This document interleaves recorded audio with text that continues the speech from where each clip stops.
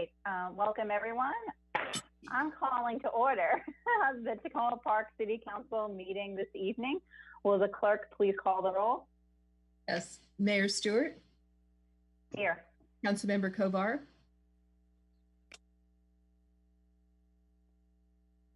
Councilmember Kovar. Okay. See if I can. I'm here. I had to unmute. Sorry. Okay, good. Councilmember Kostick. Here. Councilmember Dabala. Here. Councilmember Siemens. Councilmember Smith. Here. Councilmember Searcy. Here. Great. Well, welcome everyone to our budget work session this evening. Tonight, I will be turning it over to our city manager and the city staff to go through a number of items. And as we know, we kicked off our budget sessions last Monday evening. There is a recording of that presentation and the city manager's PowerPoint available on the city website. Over the next few weeks, we will be doing deeper dives each Monday evening to look at specific parts of the budget. And so I'm happy to turn it over now to our city manager. Thank you. Thanks very much. And I have a PowerPoint I'm going to try to call up here.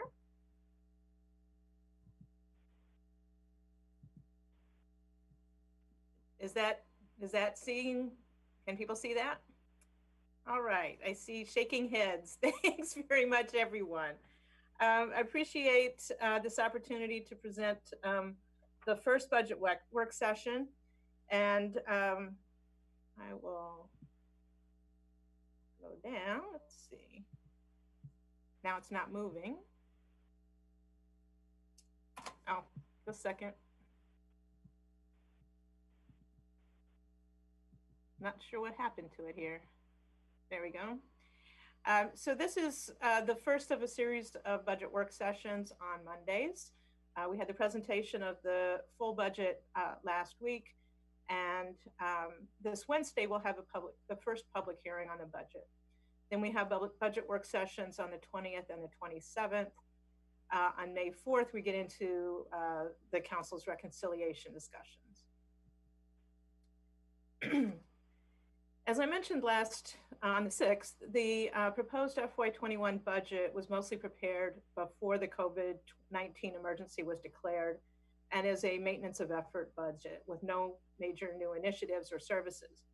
Nevertheless, the city has been committed to assisting residents, including through rent stabilization, supplement to property tax credits, scholarships for youth and senior programs, and support for community organizations that also serve residents in need. Because of the commitments that the city has made in the last 2 years, the city's been able to expand programs and staff to help residents and businesses even more effectively, and these programs are being used during this pandemic.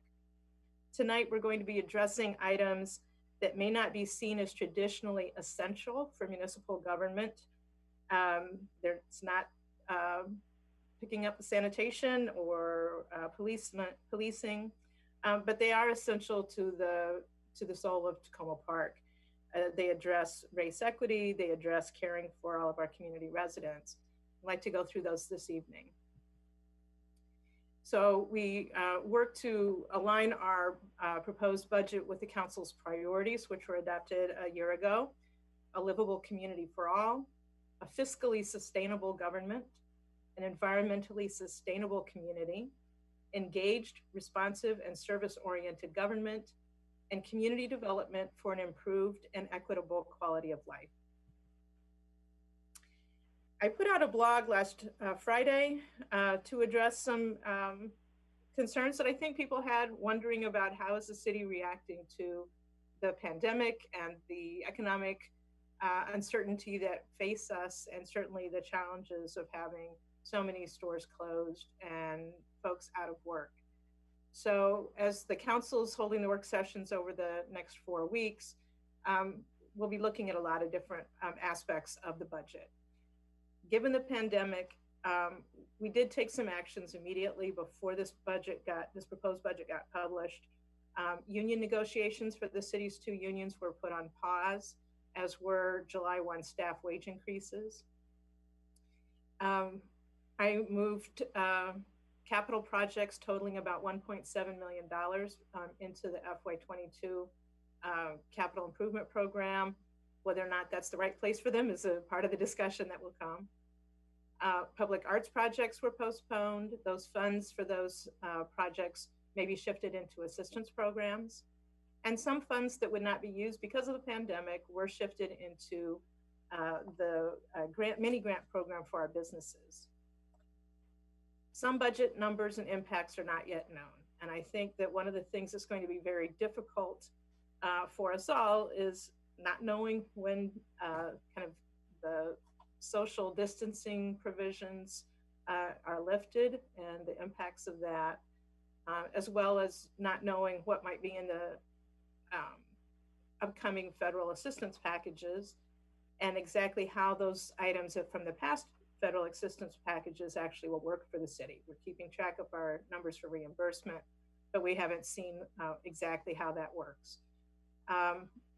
So what we're looking at then is an approach that deals with the things that we know about, the things that add flexibility, give ourselves just a little bit of time to see if we get some more information. For that reason, some of the major discussions for council about personnel and kind of line items are not proposed to be discussed until the third work session when we may have a little bit more information. I noted in my blog and want to reiterate that the city has a well-deserved reputation for fiscal responsibility, and we look at best practices in uncertain times. We will be following those best practices as we go through this process. So I wanted to go through a number of different topic areas, again, about programs that we provide that provide direct assistance or indirect assistance to residents and businesses in Takoma Park. And as we go through this, I want you to note a couple important aspects. One is with the exception of perhaps the impact of rent stabilization, the programs that you will see tonight are not very expensive, but they do require staff. And our staff are terrific. They are able to take $5,000 and make it really spread and be useful for many, many people. And as we go through this evening and you hear from our professional staff, I think you're going to see the importance of that. Nevertheless, as we go through, these are also items that the council may wish to add money to or take away money to based on what might be happening with the pandemic. And so that's part of why I wanted to go through these. These are also, many of these programs are ones that many people don't know about. And I know that because of the pandemic, the council also has some questions about exactly how effective are they and what can we do to make them continue to be effective for our residents in this time. So I'm going to go through this briefly and then turn it over to Ms. Grace Wiggins to go into a little bit more about some of our housing and emergency services programs. As I mentioned, Takoma Park has rent stabilization, and rent stabilization limits the rate of rent increases for residents, which keeps Takoma Park having the lowest rents in Montgomery County. But that means also that the city forgoes significant real property tax revenue because the way you calculate real property assessments on rental properties is by how much money it generates. So we don't have an actual calculation of how much we forego, but I assume it's several hundred thousands of dollars. One of the things that we want to also recognize is that many of our apartment buildings are owned by folks who are basically small business people, and this is their investment, this is their business, and we respect that, and we work with both the landlords and the tenants. The city also provides pilot agreements, it's payment in lieu of taxes agreements, primarily to certain nonprofits that have buildings that have affordable units pursuant to county agreements. These pilot agreements mean that we don't get all of the tax revenue that would normally come to us, and it's part of our contribution to affordable housing and to the upgrading of our multifamily buildings, all of which are old in Tacoma Park. One of the things that we'll be talking about with the council over the coming months is that many pilots that are in place will be expiring soon. And then city staff provide assistance to landlords and tenants and provide assistance to common ownership communities, which are condominiums and cooperatives. And at this point, I'd like to turn it over to our housing manager, Grace Wiggins, to talk a little bit about what her staff does and kind of the way that the issues that are arising. Grace, I think you have to unmute yourself. So good evening. Thank you, Susie, and thank you to the council for allowing me to present on some of the work that we're doing within the housing division. This has been a very difficult time, obviously, not just for landlords and tenants, but leading up to this pandemic, we've been servicing so many families in crisis. And what we've attempted to do through the housing division is to take a more holistic approach to determining how we can best serve our residents. And so some of that looks like more intensive investigation into how we can help families become stronger. Some of it is around identifying folks who are underemployed and unemployed. But everyone we're seeing for the most part is in crisis. And that's not just tenants. We're also working very closely with homeowners as well. And over this past fiscal year, we've started doing more work, not only with single family homeowners, but as Susie mentioned, common ownership communities. The city has roughly 650 condominium or co-op units in the city. And these homeowners are usually on a different margin than single family homeowners.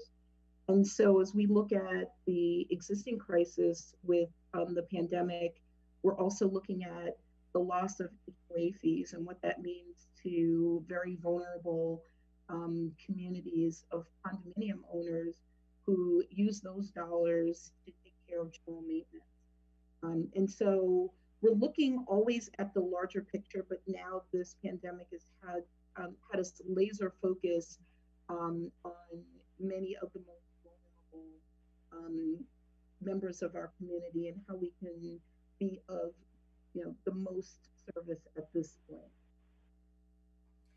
Thank you, Grace. We'll come back. You've got a number of topics to cover this evening, so I'll mention a couple things. You've talked about some of our homeowners. We recognize that some assistance is needed for a number of our homeowners, and the city has long supplemented the property tax credits that are provided by the state of Maryland and Montgomery County, the homeowner property tax credit and the renter tax credit. We are expecting at least 140 homeowners to use the property tax credit supplement that the city offers, and that is likely to total about $160,000. It's a way for us to assist people when they need it who are lower income with their property tax. These are folks often who use it year after year because of their situation. And frankly, there are people who also come to Ms. Wiggins if there's other needs that they have, utility needs and that kind of thing. We also inform residents of there's a number of other property tax credits that they may be eligible for, offered by Montgomery County. I'll share that list on Wednesday as part of my city manager comments. And we also had in this budget about $22,500 set aside for additional assistance on property tax credits, which we can talk about in a little bit after the end of this presentation, that might be able to be used for some assistance with property taxes. Now I'd like to turn this back over to Ms. Wiggins to talk about our Emergency Assistance Fund, which has had a lot of activity this year. Yeah, thank you, Susie. So the council is aware through an appropriation, $30,000 for several years has been devoted to the city's Emergency Assistance Fund. And in the past, that money has been used really for landlord and tenant evictions. In the past year, we've focused our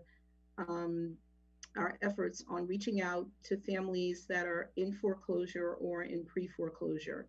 And as Susie mentioned, utility bills, because that is another reason why families are often unable to stay in their homes, because they either have a disconnection notice or their utilities have been completely disconnected by the utility provider. And in this past year, there was a major effort with several families to prevent foreclosures. And these are low and moderate income families. So these are folks who've mostly been in our city for 15 to 20 years and have had a bump in the road that's placed them in a position where they could no longer keep up with mortgage payments or utility bills.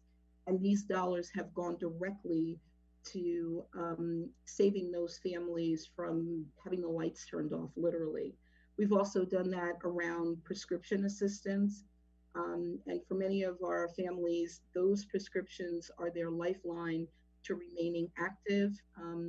And in our community, especially, we have a number of families that have taken advantage of the prescription assistance, and it's made the difference between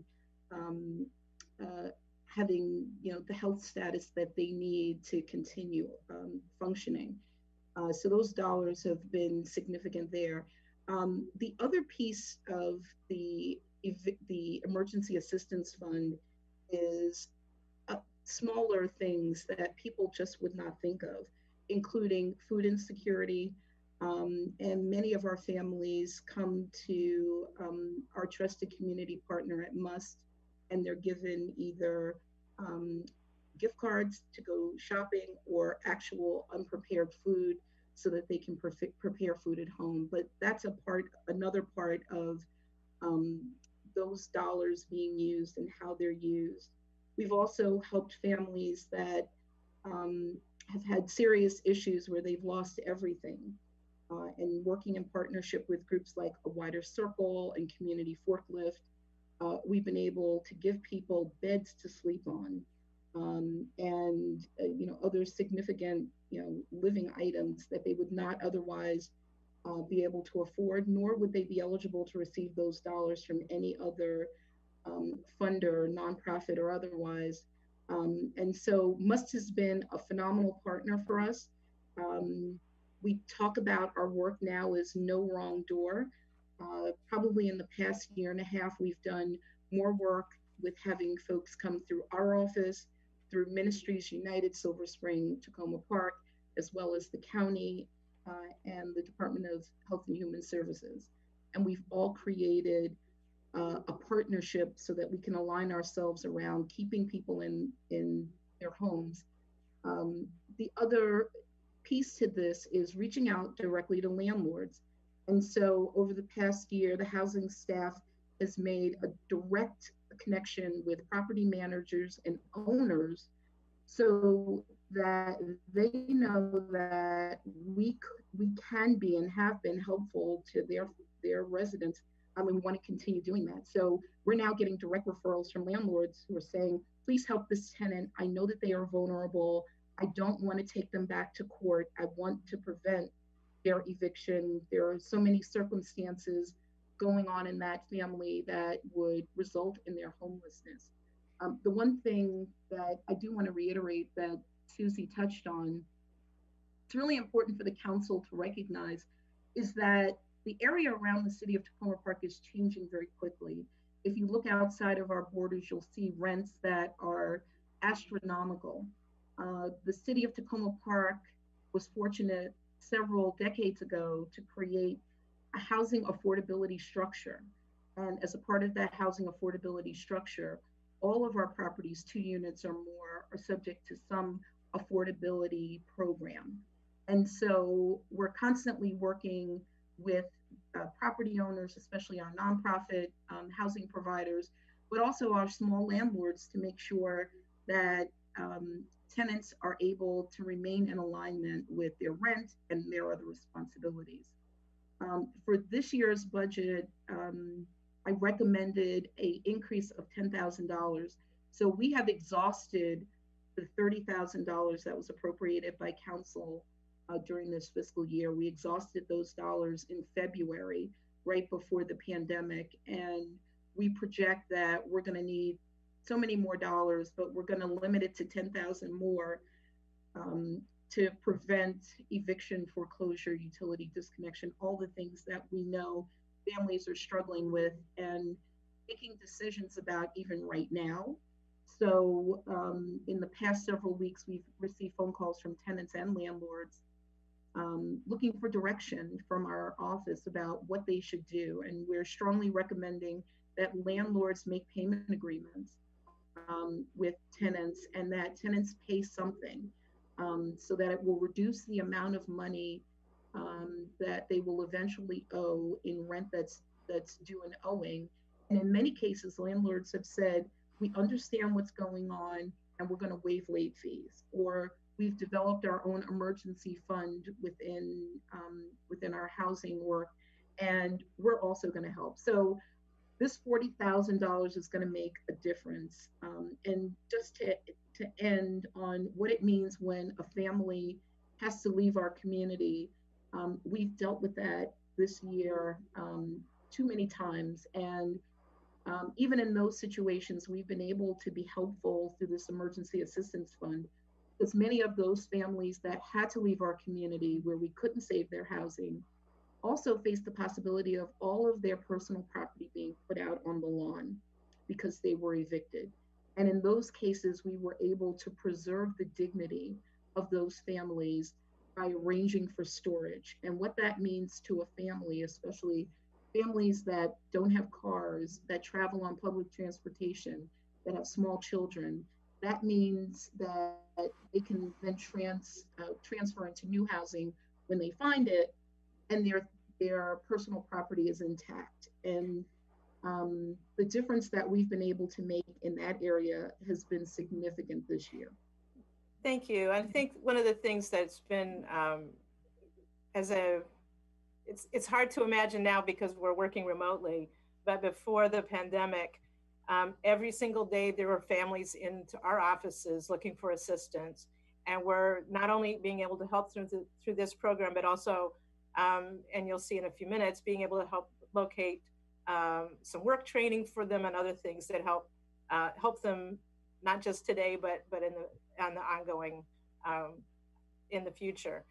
And I think Grace, you're up again for this fairly quickly, because I think we've dealt with some of this recently with the council, but highlighting some of the funds that are involved in the grants to community organizations. So thank you, Susie. Again, this is such a significant program. This community quality of life grants program is one of our main projects through the housing division, where we're able to give nonprofit organizations dollars to help improve the quality of life of mostly low and moderate income individuals. And in the past year, we have made really great grants of 11 nonprofits using that $80,000.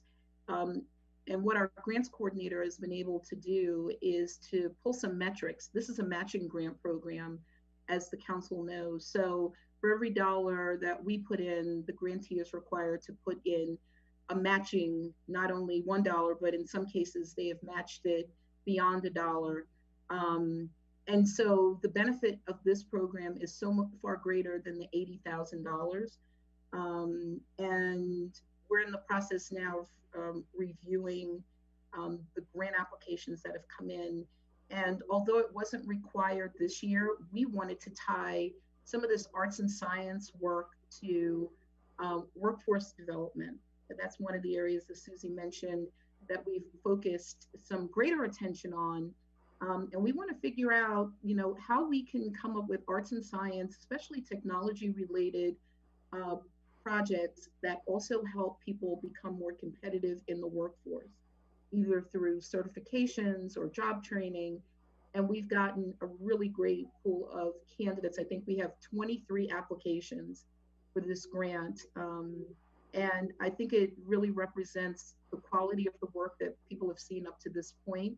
And we've done a lot in this past year. And give a lot of credit to our grants coordinator who comes in with a lot of experience in attracting new nonprofits to this world. And, you know, the work that we're doing now has more to do with integration with our housing and economic development strategic plan and the work that's going on in other parts of the city's departments to make sure that these aren't one-off projects that only impact one set of folks. We want to make sure that the impact of these grants are felt across a lot more programs than just what's happening in the housing division.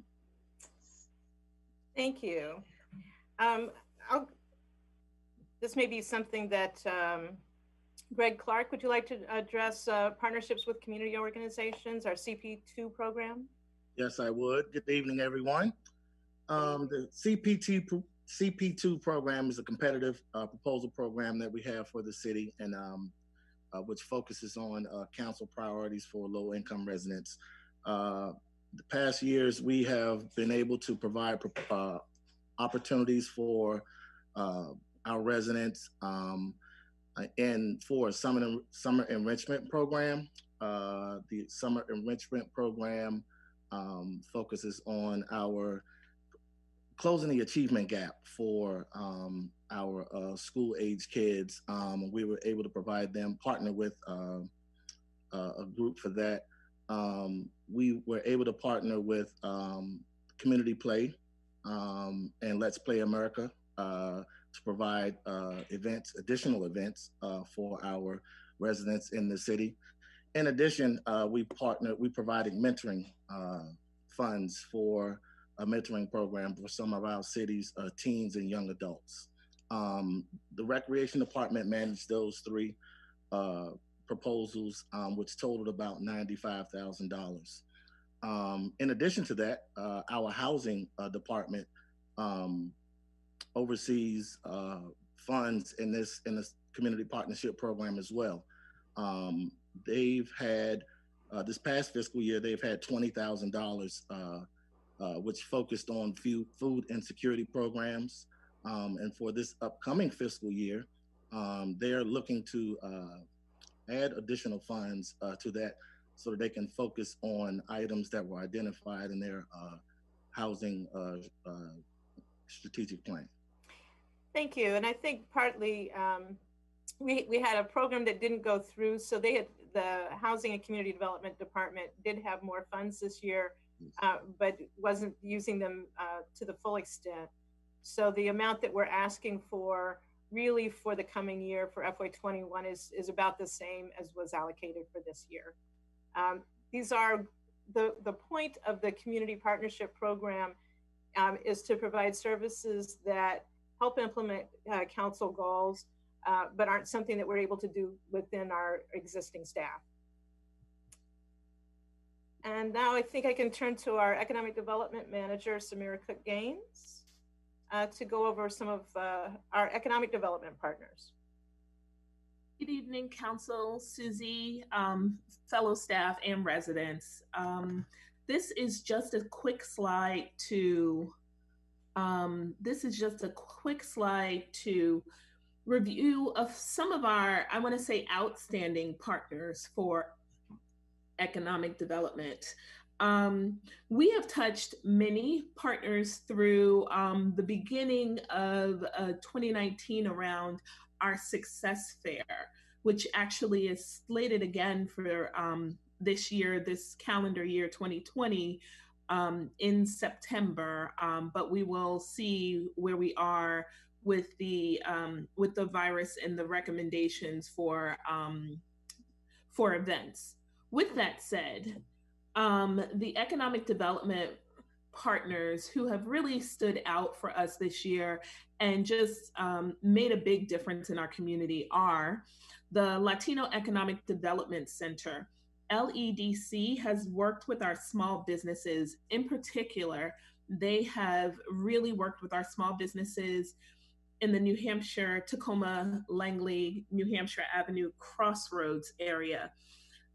They have been extraordinary because we are facing several pressures in that area. It's already what I like to call underestimated area of businesses, but they have also reached out to folks in a multilingual way and in a way that really supported them when the Purple Line construction began. So the Latino Economic Development Center has really been with us to start the very first small business training classes and reaching out door to door. And they even, went to Annapolis to really talk about some of the impacts that they've seen on our businesses in particular from the Purple Line.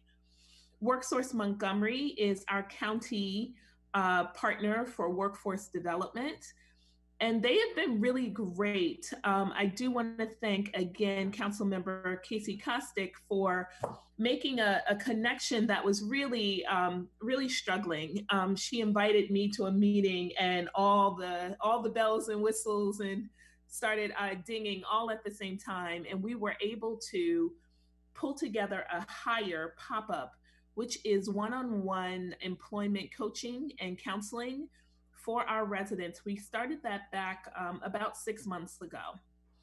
So if I can get the other slide back up.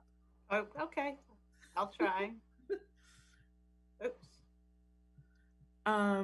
With that said, I do remember most of them. With that said, we also have workforce partners that are non-traditional. We worked with Code Partners this year to bring STEM training, and Code Partners was a really fun activity that I was able to work with the rec department and Javante McDonald as our youth success coordinator. And we were able to set up a summer program 6 weeks for kids to actually learn coding, to actually make their own robots and movable machines through coding. And it's a STEM kind of start at a lower educational level to kind of get them interested in workforce STEM jobs. In addition, our Ethiopian Community Center partners has been a really big win for us. We currently have an 8-week employment training program, and they have been fantastic because we've been able to touch 42 people. The Institute for Transportation Engineers, ITE, has fallen into the same category as Code Partners in that they've brought transportation and engineering careers and opportunities for our youth to kind of get their hands-on experience and really think about new careers in the transportation engineering field. And then lastly, Habitat for Humanity. Habitat is an underutilized partner, I'll say. I am still looking for the perfect opportunity to really show the city how fantastic how fantastic a leveraged partner like Habitat for Humanity can be when it comes to housing in particular and creating additional affordable units in the city. So to go deeper into our workforce development, as I mentioned, we are working with the WorkSource Montgomery, and over the last 6 months, our hire pop-up has really been a strong showing. Again, most of these partnerships, all of these partnerships are brand new to the city, and a lot of them are on a pilot basis.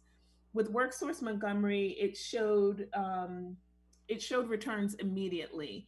So over the last 6 months, we've been able to really direct our residents either through the process, as in getting folks and their resumes prepared for federal government jobs, also offering management training and certification programs that make our residents a lot more credible and eligible and valuable on the employment market. And additionally, we have some long-term underemployed residents who just didn't know how to get out of their kind of paycheck to paycheck or underemployment situation. And just those coaching sessions have gotten them to, revamp a resume for the first time, when the truth is they thought all hope was lost and that there was no other opportunities for them. So WorkSource Montgomery really has been great. In addition to that, WorkSource Montgomery has their own funding. That funding comes from the state, that funding comes from the feds, and that funding comes from Montgomery County. And those are funds that are now being channeled to our Takoma Park residents, when in the past they were not so. Due to our social distancing, we've moved some of our all of our one-on-one assistance to virtual group coaching sessions, and WorkSource Montgomery was able to transition to that. And we held our first group coaching sessions just a week ago. Our employment webinars are also moving with WorkSource Montgomery, and the city will be hosting a webinar of its own in partnership with WorkSource Montgomery toward the end of the month. We're going to be focusing on what happens when work goes remote, and start to speak to our folks about the gig economy and what's there and what we think might be next for the future of work, because that is changing and will never be the same after this pandemic. Moving forward, a few more details about our Ethiopian Community Center. Again, it was an 8-week workforce development, 8 weeks of workforce development classes in 2 categories: job seekers and skill builders. These classes were taught in a native language of Amharic, and many of the skill builders had really just to learn language around some of the jobs that they were interested in. So some of the job seekers, however, were all ready to go, and they needed just how to operate in this job hunt. How do you present yourself and get ready, and what's out there and available? There were 42 participants in this from the Ethiopian community in our workforce development classes. So just to close out, our workforce development programs had no dollars allocated last year. Everything that you've heard has been the money and funding spent on staff, which is myself, and me making partners and connecting us to a workforce development system that was all around us but never touching us. So that was the big push. This year, I am asking for a budget increase of $5,000 to do continued workforce development assistance. In some cases, the WorkSource Montgomery funds are not, our residents may not be eligible due to status or due to lack of funds in the WorkSource Montgomery funding pot. So I'd love to have some money to be able to help someone pay for certifications and trainings when that time comes around. And that's the more traditional piece. And lastly, I'll say the non-traditional piece of workforce development would be, for example, we've had a resident or two mention that they weren't interested in going on interviews because of their past history that showed on their face. And that means that they had facial tattoos and they wanted to get them removed. And, because it sends a message every single time you walk into an interview, but they didn't even have the funds to make that happen. And just imagining which was like a $1,200 cost, just imagining that I would be able to connect them to a resource partner who could not only do that, but also add that workforce piece to their lives would just be completely a game changer for them. So that $5,000 is, again, the traditional piece around training, but also some non-traditional things around workforce development that you don't think of until a resident walks in your office. Thank you. Let's see. So why don't we continue with the assistance to businesses and business associations, which has been in full bore, particularly first with the Purple Line. We thought we were really ramped up doing Purple Line assistance, and now with the pandemic, I would have to say that my staff has been working such long hours. to make the connections that are needed so that our community can get through this very difficult time. Samira? Yes, I will say the Purple Line impacts have been, at the time, they felt horrific, and then there was a pandemic. So our businesses were seeing 30% drops in revenue. These were our longstanding businesses, restaurants who've been there forever. And our shopping districts were basically boxed in by construction. Folks would not go to the area and stop showing up. And once shoppers develop new shopping patterns and habits, it's really hard to get them back. So this is a big concern of ours, and we were helping our businesses advocate for themselves, go to Annapolis, connect with our state delegates to really tell their own stories. Not a month later, here we are at the, hopefully, not at the beginning of a pandemic. With that said, we had really kind of our economic development team. What that means to me is not just myself as staff and my intern, but it's also my partners who I work really closely with. And that would be the Crossroads Community Development Authority, as well as the Old Town Business Association, the executive directors there, as well as the Small Business Corridor Relief Manager from LEDC, just kind of racking our brains around what to do next. And what we've come up with is a model of what I've seen all year working pretty much miracles, and that's the Emergency Assistance Fund in the Housing Division.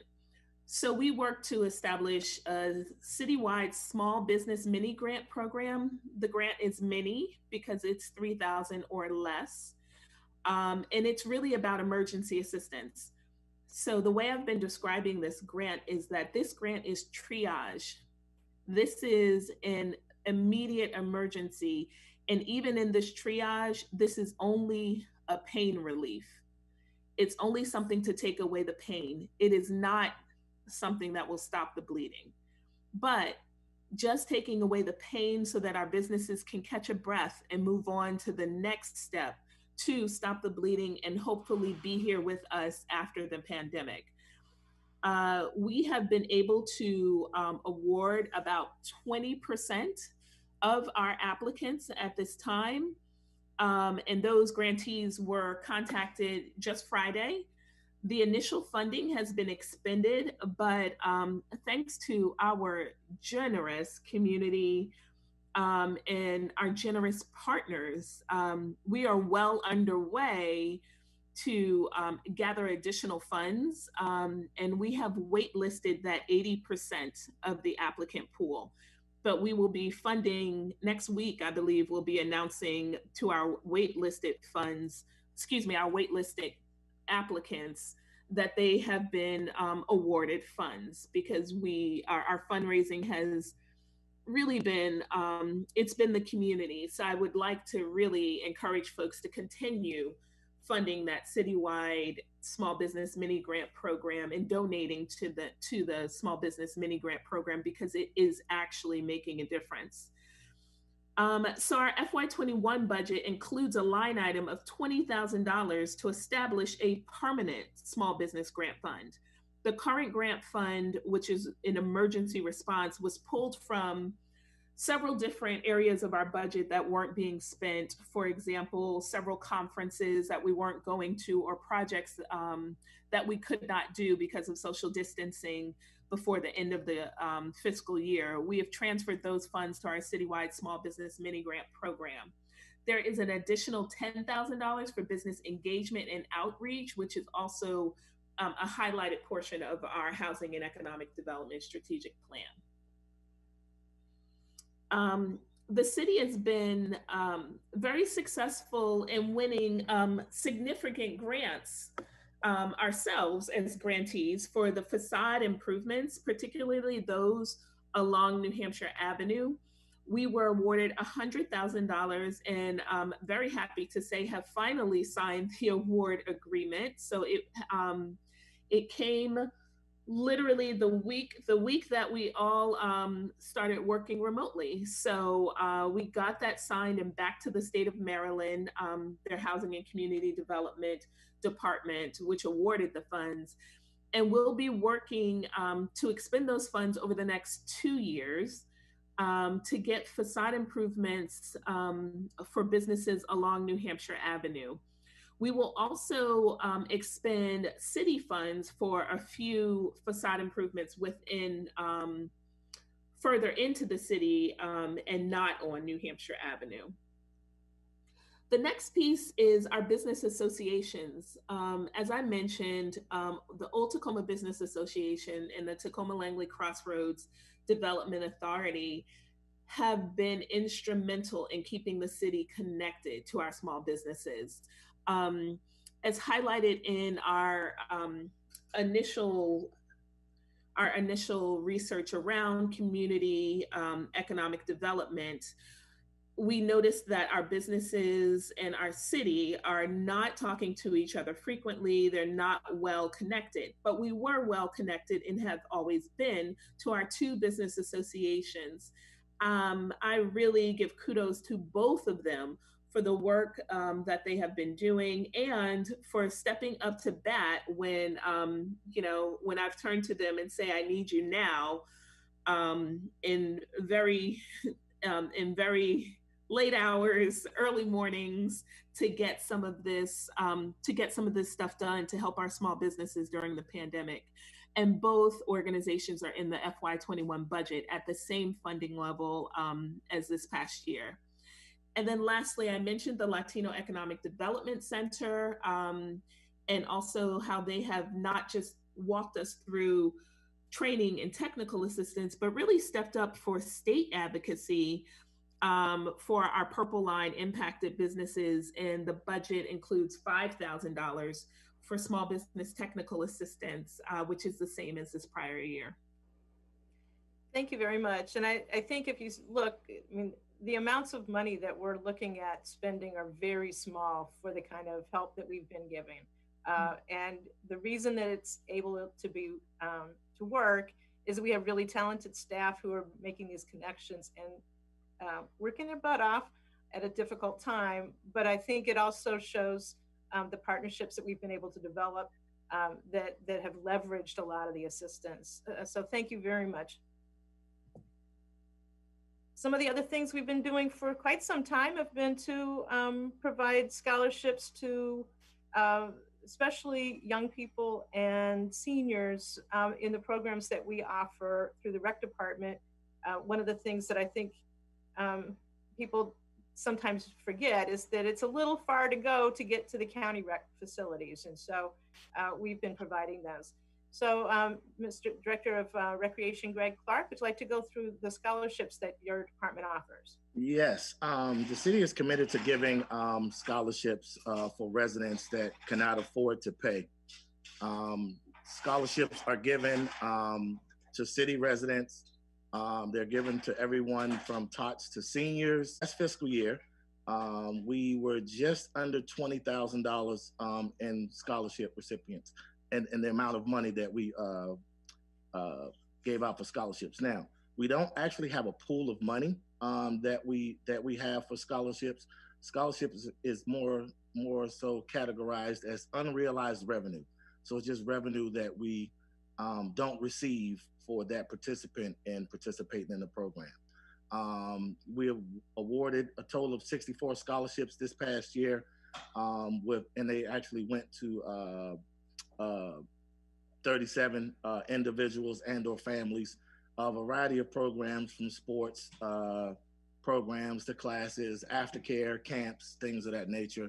And the percentages, how many awards, the awards are given out in 3 increments, 20%, 50%, and 70%. And we've given out 7 awards at the 20% rate, 13 awards at the 50% rate, and 44 awards at the 70% rate.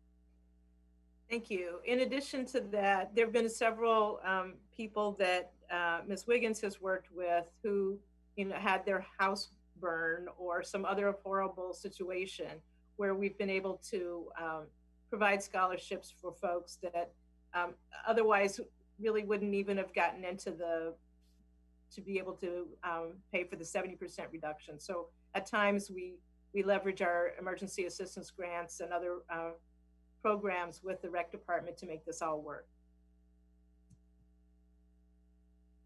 Let's see, helps if I can move forward. Now I'd like to switch to some of the funds that we provide folks for some of the other services. And to this, I'll turn over to Director of Public Works, Daryl Braithwaite. Daryl, would you like to go through what we do when folks need assistance in paying for tree removal? Daryl? Am I unmuted? Yes. Okay, yep, you're good. You. Yeah, several years ago, the City Council established an emergency fund to assist low and moderate income property owners with tree removals for trees that were dead or hazardous. For the initial couple of years, we didn't have many applications at all. In FY19, we only had one, as you see there on the slide. This year in FY20, we've had 5 property owners that have applied for tree removal. We've removed 6 trees. We have another one pending. So we anticipate spending the entire $25,000 budget that was set aside for that in FY20, and anticipate requesting the same amount of funding in FY21. Susie had also asked me to talk a bit about the tree fund that the city has. So the tree fund is the balance of funding that comes as a result of city residents choosing to pay the fee in lieu instead of planting trees on their property. And that balance has grown over the years. We do use $25,000 a year of that fund for the annual tree planting fund that plants trees in the public right-of-way and parks. There is obviously a significant balance that currently exists. Currently about a little more than $115,000 is in that tree fund. We have previously gotten city attorney reviews on that does allow those funds to be used for planting on both public and private property, as long as it's in pursuit of tree planting for the urban forest of the city. So that's basically a fund that exists for tree planting in the city, and we've used moderate amounts of that on a year-to-year basis for the city's annual tree planting. Thank you, and I think that's something that I know the council has expressed some interest in, as it's looking at the tree canopy goals and through the next coming year. So now I'd like to turn this over to our sustainability manager, Gina Mathias, to talk about grants and rebates that are to assist folks for energy or sustainability improvements. Yes, thank you. For a number of years now, we have offered low to moderate income homeowners no-cost energy efficiency retrofits that includes insulation, air sealing, HVAC replacements or improvements, and some appliances. In light of the grant cycle for that program through the Maryland Energy Administration and some uncertainty with the current crisis and energy auditors not being able to go into people's homes to perform energy audits, and we don't know the end date for that, I'm working to pivot the way that we offer our grants to low to moderate income homeowners and offer them new emergency assistance in the form of emergency HVAC replacements and repairs. Those will continue to come up. We can help them make those replacements and repairs, and appliances, Energy Star, high efficiency appliances. This will enable us to keep working on meeting our climate goals by reducing energy use in people's homes and continue along the lines of programs that we have already been offering and helping people make those repairs and retrofits to their homes. The only difference is it won't be in conjunction with insulation and air sealing work, but that can be conducted later on. And the coming months as energy auditors are able to return back to work. And in helping people make those energy efficiency improvements in their homes and to make those emergency replacements will help them reduce their utility costs. And as we heard previously from Grace, that utility costs are a big issue for homeowners, and especially now that people are home all the time. Their energy utility costs are going up every month. And as we get into the summer and people turn on their air conditioners, that's going to become a bigger problem. So this is one way that we can utilize a sustainability program to help address the current crisis and continue our climate work. We also have money available for businesses in the city to make similar changes in their equipment. So we can help businesses either install high efficiency equipment and replacements if they have equipment that needs to be replaced, help reduce their energy burden, or we can help them install solar. We have $20,000 available in this fiscal year, so we can make those available immediately as soon as we have applications available online and can get the word out to those small businesses. And finally, a fun small thing that we are doing is a LED bulb giveaway for residents in honor of the 50th anniversary of Earth Day. And this is something that we can do with no contact. I can drop off bulbs to people's porches, and it'll be a fun way to engage residents and businesses. So I will make this available to anyone in the city, first come, first serve until I run out of funds, and then I'll be making the deliveries on Earth Day. Thank you so much. And I will say, Ms. Mathias mentioned this, she has worked with Ms. Wiggins on people who have issues in their homes, and we find a way to capitalize both on energy efficiency as well as the other kind of improvements that are needed. So thanks very much for all of the work that you've done. And I think when you look at sustainability programs elsewhere, there haven't been as much push on small businesses and multifamily grants as I think we've done here in Tacoma Park. And so that's a place where I'm also very pleased that we have those services and expertise. I think, Ms. Wiggins, I'll switch back to you for the Homestretch Down Payment Assistance Plan. Great, thank you. So, as I was thinking about this and how I wanted to present this to council, really wanted to put this in real terms. For low and moderate income families, the idea of purchasing a home often seems elusive. We call it the American dream.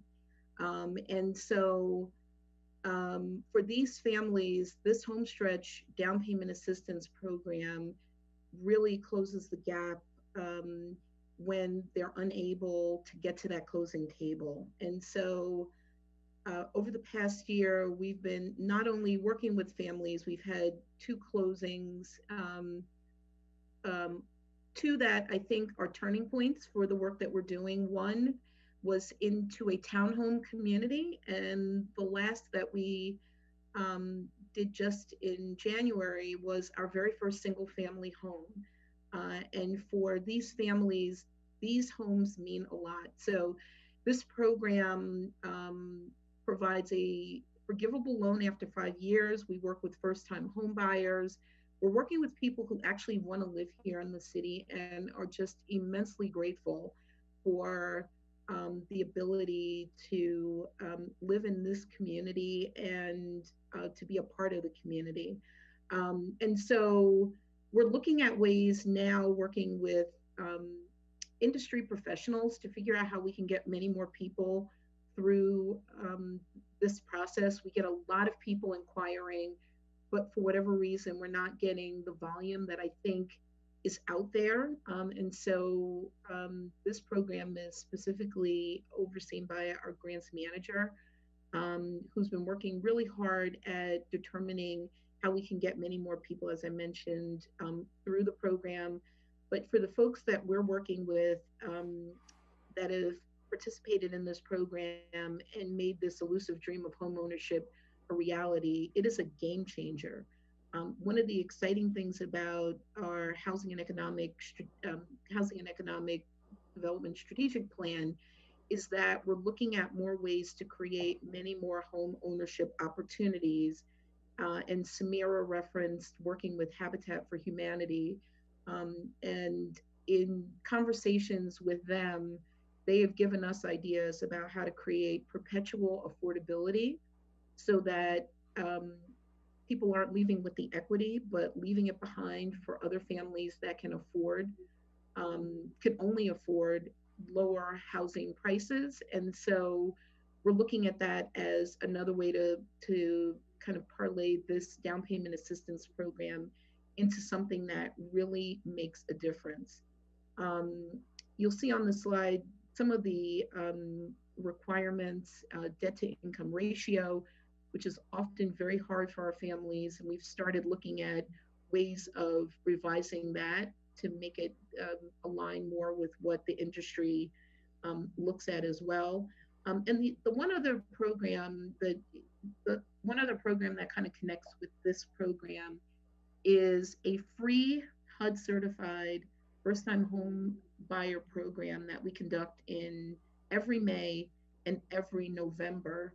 And that is a prerequisite for this program. So you have to have participated in one of these HUD certified programs. We offer that twice a year for free.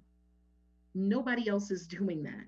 And many of our families are using this as a way of kind of introducing the idea of home ownership. It's an all-day program, but it really complements this home stretch program. And we're really proud of what this program could look like moving forward, and more so now than ever, because many of our families are looking for more stability in their housing outside of renting. And I think this is a perfect opportunity, given kind of what we're dealing with this health emergency, to help families become more stabilized and really call Takoma Park home. Thank you. And this is one of the programs that is paid for out from our housing reserve, which we've been contributing to each year. The council has been allocating funds to each year, and maybe something that it gets talked about some as we go through this budget process. The final one of the various slides that I'd like to talk about for a moment has to do with our community events and festivals. Obviously, people love the community events and the festivals that we have in Takoma Park. We actually put a good amount of money towards them. We either give actual funds to the festivals organizers, but we also put in a lot of police overtime and public works overtime monies. The first festival in FY21 would be an Independence Day.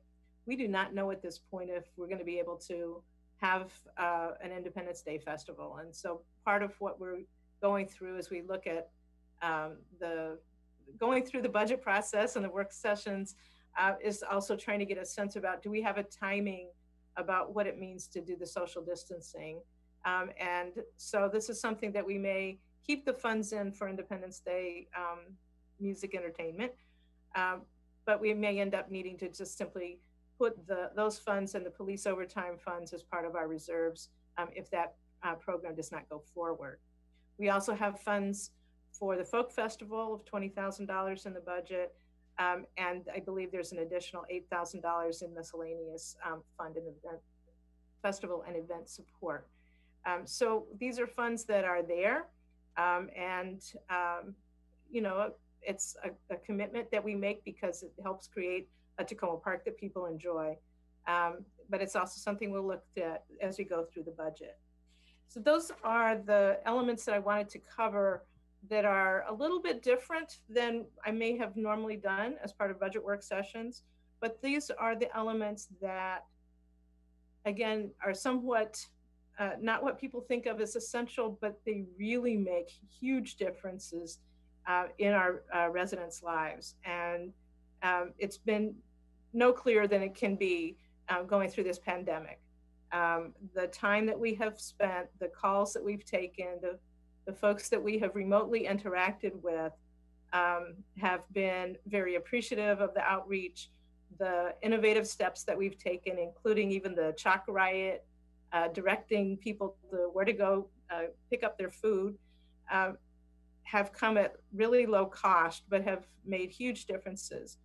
The issue for this is just that it takes staff to do that. I was very pleased that the council a couple years ago agreed to having an economic development manager and put new priorities for our housing unit so that we really are doing this kind of outreach that directly helps people. At this point, Mayor, I think I'll turn it over to you for questions that the council may have on these items. These are things that don't necessarily add up to a lot of money. Some of them should probably get a little bit more given the pandemic, but others are more flexible as we go forward. And I'm looking forward to hearing the thoughts that the council members have about them. Great. Well, thank you very much for that presentation. I have to say, over the last couple of years, when we first put in the Housing Reserve Fund in place, we've been working on our Housing and Economic Development Plan, and as you mentioned, bringing on new staff to fill the position of our Economic Development Manager. And to see all our rec department, our sustainability manager, public works, and how there is great coordination, the leveraging of resources, and the working across departments to meet the goals and the priorities the council has set. I think you all have reached a new high this year, honestly. I know the council has been talking about these issues, asking for cross, coordination, and it's always been there, but honestly, this presentation tonight just shows what excellent staff we have in the city and how you do such amazing work on such a small budget. So thank you all very much. Before I turn it over to my colleagues, I think you can raise your hand using the participant on sidebar on your computer, or just raise your hand and I'll call on you. I did have just a couple of questions that I wanted to kick us off on, which I imagine my colleagues will have as well. The first is on the emergency fund. Even in a year where we didn't have a health pandemic, it sounded like we exhausted those funds by February of this year. And I know Councilmember Kovar has talked about thinking about a way that we can put some flexibility into our budget and possibly look at a fund to help us address the crisis. Do we, at this point, I know much of the budget was created before we knew the extent of this health crisis. Is $40,000 enough in your estimation right now as we're looking at the budget next year? So I would say no. I mean, we exhausted our budget with just regular problems, and I don't want to minimize them at all. But, we're rising to the level that the council is expecting of us, meaning we're not just doing kind of soft touches. We're trying to really help and prevent people from going through a revolving circle. So the answer is yes. I think we need more money. What that number will look like right now, I think we'll know a little bit better probably in the next month or two when the courts reopen. And the one thing that I don't want to have happen, and this is, it's one of the things that happened when I first got here, was to see someone else, see someone's personal property on the ground. And my assumption is the people that have already been cycled through the court system, meaning they're not COVID related, it's something else, those people will be first in line to have their things removed and put on the lawn. And we want to do whatever we can to help stabilize families, most of all, and then help them stay where they are. That's probably a priority. So we probably will need some more money. 10,000 was just based on, again, what we knew leading up to it. Great, thank you. And I was very glad to see the establishment of a permanent small business grant. That's something I know we have been talking about throughout this year. In particular, a couple of months ago when we did a tour of a number of the small businesses, we heard a lot of stories about how even just $1,000 or $2,000 would really help that business stabilize or be able to expand. And we also know that we hear a great deal from some of the businesses who are just on the DC side, and in terms of the small business grants they can get. Mr. Silverman likes to visit us, and now that he moved his business S&A Beads onto the DC side, he has firsthand experience with that. So I was glad to see that. The other question I have before I turn it over to my colleagues is regarding the tree fund. And I know Ms. Braithwaite said we had received the attorney's opinion that we could plant on both public and private property and use these funds. I was curious, do we know if we can also use these funds for planting or helping residents care for trees? Or does it specifically, and we don't need to answer this tonight, or is it specifically for the actual physical planting of a tree?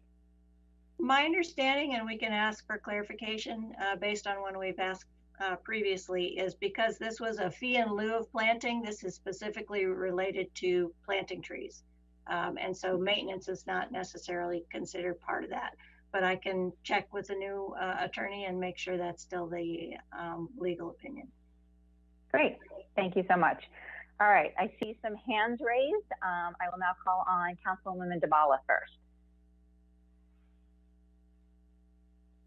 Okay, I'm unmuted. Thank you.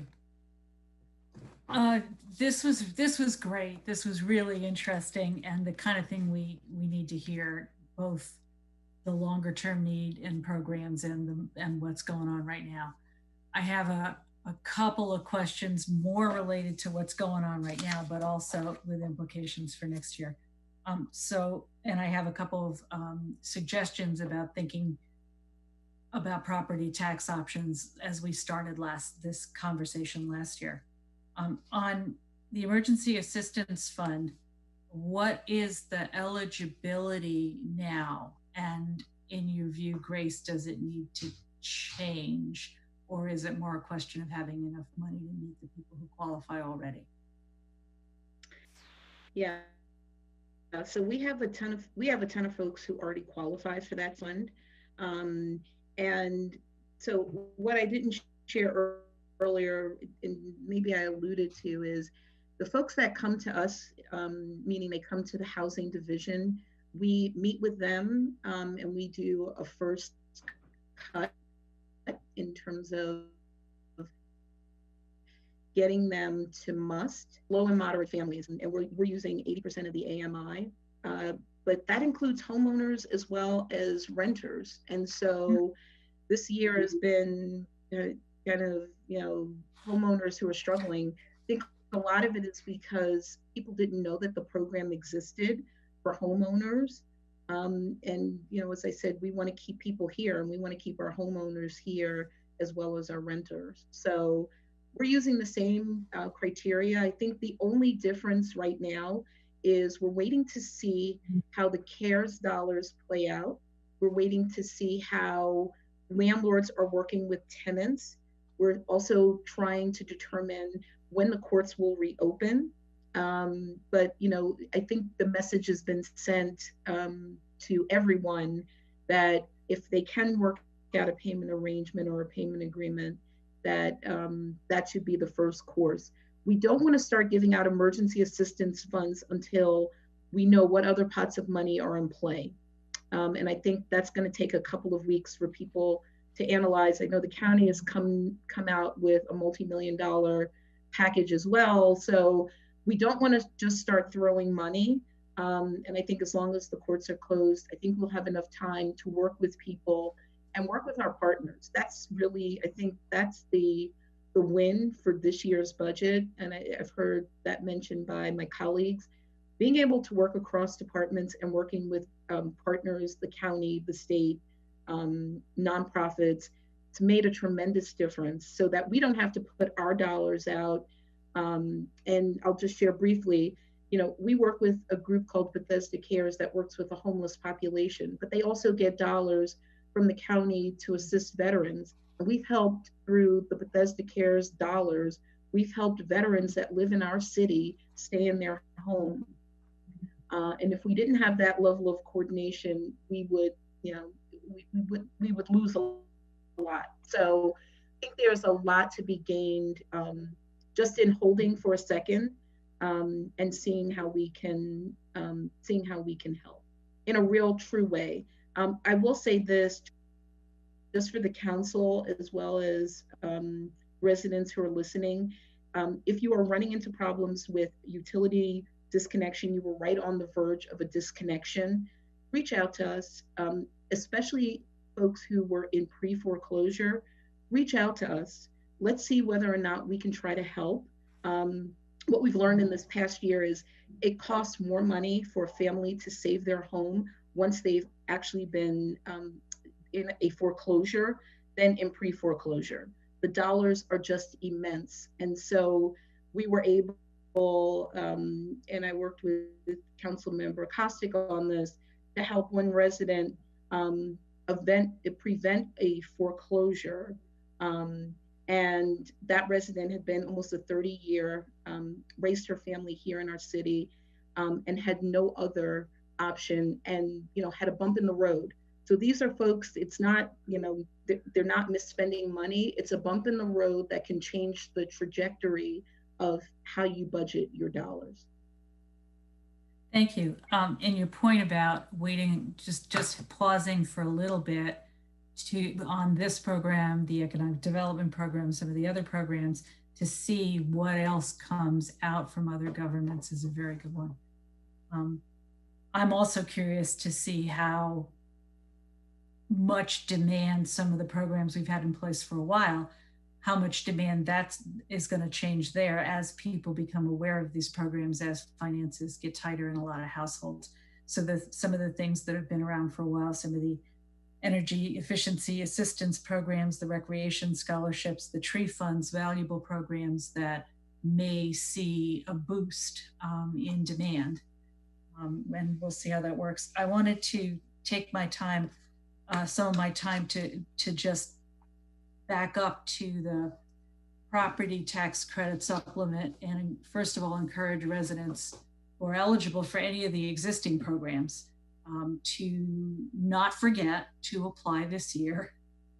In the chaos and the uncertainty, those programs are still there, and they're important, including the one that helps renters to low-income renters that have pay through their rent a portion of the property taxes in the building they're in. The city, I think the city manager said the city will get out some information as we have every year on the current taxes supplements that are available. And last year at this time, the city council talked pretty extensively about whether there was a need to supplement those programs in some way. And I've put some ideas together and shared them with the different council members. I won't belabor those choices right now, except to say that the need is both different and presumably much larger in the very short run, which was not something we were thinking about when we started this research. But I did want to point out that the city attorney, the previous city attorney, and the state legislative analysts that were working on the idea of a state authority, especially so municipalities could do tax deferral programs.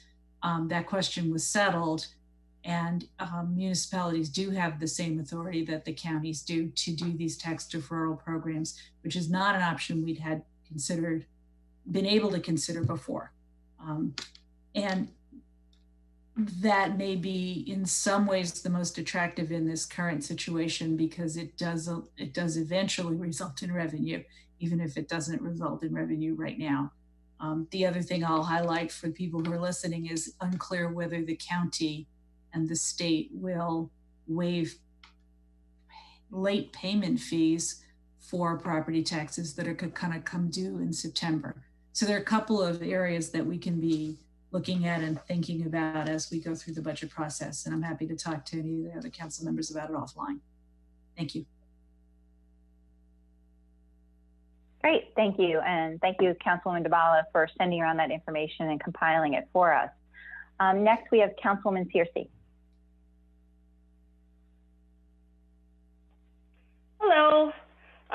Thank you all so much for this great presentation. It's so eye-opening to hear about all of the great work that we do with the limited resources that are available.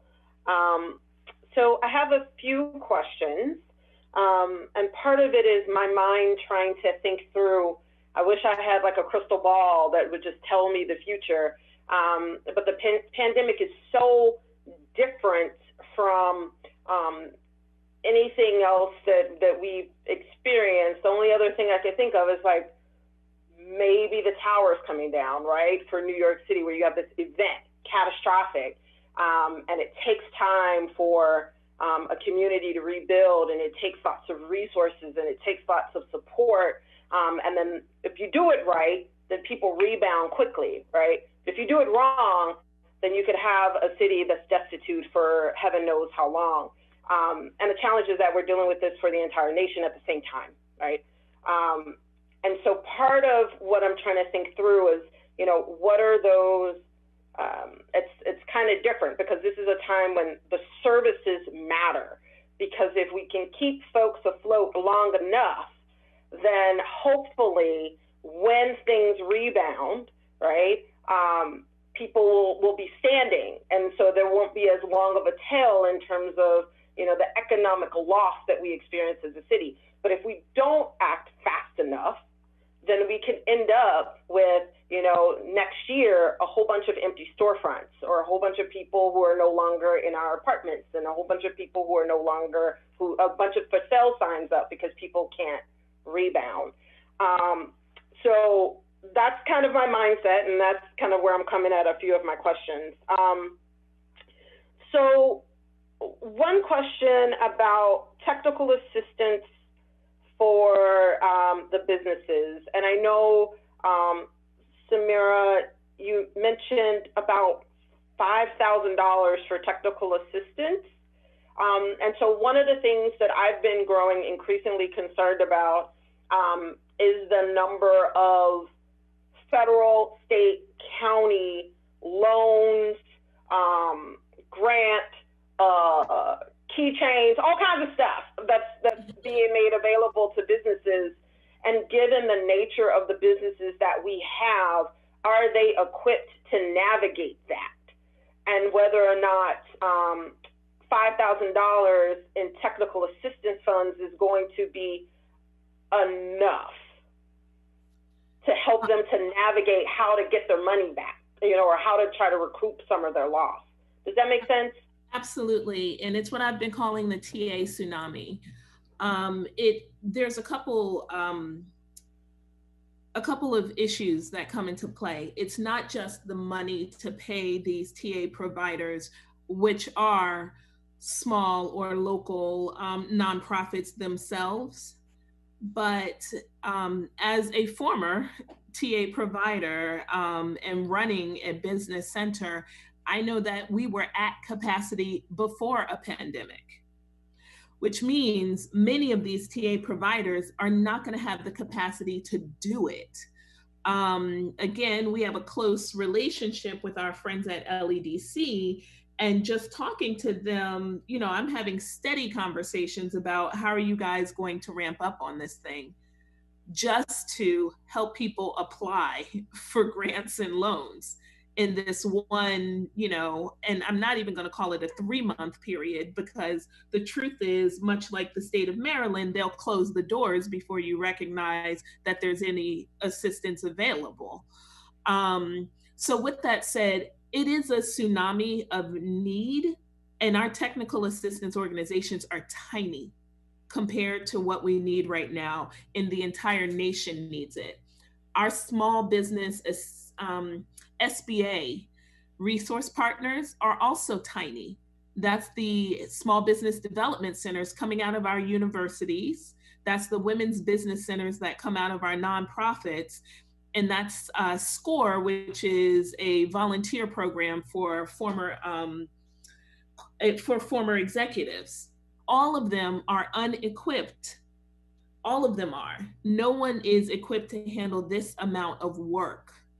What I can say about Takoma Park is we are a small community with a smaller collection of businesses, which means folks who are already receiving funds to do work in Montgomery County will take a little bit of an extra monetary push to give that special attention to our businesses, which is how I have been able to use the $5,000 in the past, right? We are, we are a hub zone. We are an opportunity zone. We are our small businesses are in communities of color that are depressed. They're depressed financially, right? So with that said, we have had the attention, and I do think that there's going to be a need. $5,000 is absolutely going to possibly get additional attention over the next 2 months, but it truly is. I can't see how we can convince those same partners who are now going to have this tsunami at their door to come over to Tacoma Park for a little bit longer because we have a few $1,000s to give them. I just think that we're not going to be able to raise our hand high enough among all of the need. Thanks. So one of the things that you referenced too is that we do have a certain advantage of being small. So we actually know these businesses. It's not like Montgomery County that has thousands and thousands of businesses. We're already identifying them through our mini grant program and some of the other outreach that we've done. So we at least know them and can help in that regard. And in that way, we have a little bit of an edge, even though not much money. So I would encourage, because in my mind, I kind of see like 2 waves that happening, right? And I think this will happen for households as well. People are hunkering down and struggling right now because it's a shelter-in-place kind of situation, but to some degree, things are kind of on hold in terms of certain types of costs. There's room to negotiate. So you have that first wave where people need stuff to kind of cover the payroll that they unexpectedly have had to miss. Then you hit that lull, and then if things get back up and running, like making sure that there isn't this wave of debt that comes crashing down on people that they weren't able to prepare for. And so that's kind of how I'm really trying to wrap my head around. So I could kind of see TA needed now to help folks prep, and then perhaps TA needed once things kind of settle and quite frankly, the money dries up. So I could kind of see it being 2-pronged. So I would just encourage us to kind of make sure that that 5K is going to be enough, because I could see towards the latter part of this fiscal year needing more resources, especially like once folks kind of get into tax season and having to kind of balance books and the like. You're exactly correct. You're Councilwoman Searcy, you're exactly correct.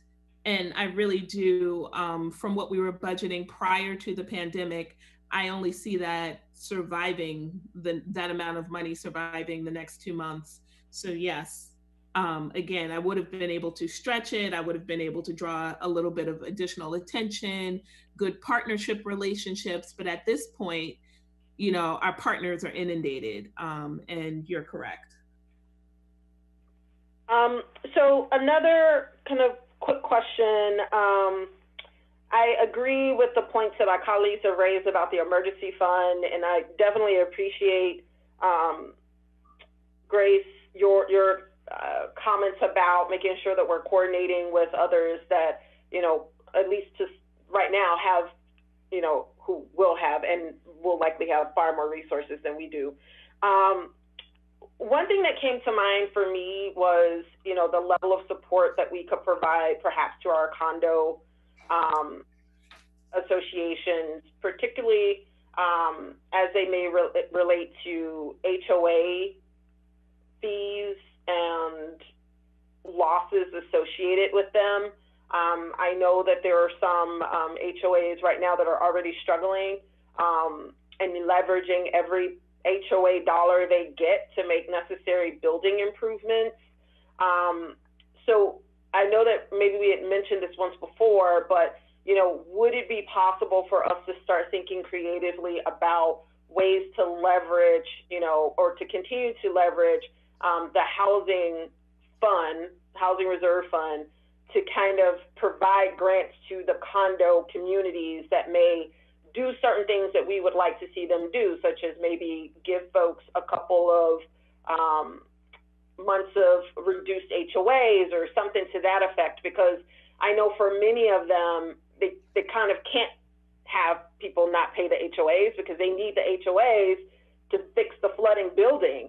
But this may be a time when many residents in those HOAs typically are somewhat challenging to try to recoup. So I don't know if the HOA, you know, or some of the condo communities have expressed that they're concerned about folks' inability to pay those HOA fees in particular to you at all, if you've heard any rumblings about that, or creative ways that maybe other areas are trying to deal with some of those challenges that the condo communities are facing. So the answer is yes, yes, yes. We have heard from condominium communities. During this past year, you know, we've reached out to every common ownership community in the city to let them know that we're here. And so we did get from one of our communities that's actually struggling. They reached out and said, we'd love to have a town hall to talk about this. And so I know that you participated with the mayor on a town hall with our largest condo community, Overlook. But we need to touch back. I mean, a lot of this is, it's so fluid that we need to talk to folks, because this pandemic started, you know, 15 days before the beginning of a month, which means that people are in a different position now. But I do think we have to commit some money. These are our homeowners. Just because they don't live in single family detached homes does not mean that they are not homeowners. And I think, you know, you've really identified the issue, which is that HOA fee can create delinquencies that put a building that's already on shaky ground into a different position. We want to continue to make these common ownership communities marketable, because for many families, that's where they want to be. And delinquencies have a tendency to reduce their ability to for new people to get financing. And so we don't want that to serve as a barrier. And I think, you know, these dollars could, from the Emergency Assistance Fund, can also be used to try to help supplement some families. But I think we need to get on to solid ground first, because, you know, some people are filing for unemployment. They haven't yet been able to get a determination letter. Some people will be going back to work once things stabilize. And, you know, just so that the council is aware, we don't give dollars from the Emergency Assistance Fund where we don't see the ability to sustain those payments going forward. We don't sink money into a household where families just don't have the ability to maintain the rent, the mortgage, or something else. So these are households that, but for this happening, would be stable. So I think the answer is yes and yes. And I just, you know, I'm really excited that you're even mentioning common ownership communities, because we have so many homeowners that are not a part of our conversation on a regular basis. And we've taken this year to include them in the conversation about what does it mean to live in the city of Tacoma Park. Yeah, thank you for that. I think one of the things that I've heard time and time again is, you know, for condo communities, in many cases, they are paying for services that some of our single family or many of our single family homeowners get just as a part of their property tax payments. So things like trash pickup, bulk trash pickup, things like that, that we to some degree take for granted, they actually pay for. So trying to make sure that we can come up with some ways to help them during this time, I think is important. Lastly, I might have missed something. So Gina, Ms. Mathias, so for the sustainability items, are these all third-party, are we leveraging third-party grant money? Because I took a look at the budget and it looks like, you know, the sustainability proposed expenditures is about $48,000 more than it was before, and I'm just trying to make sure I understand what I'm looking at.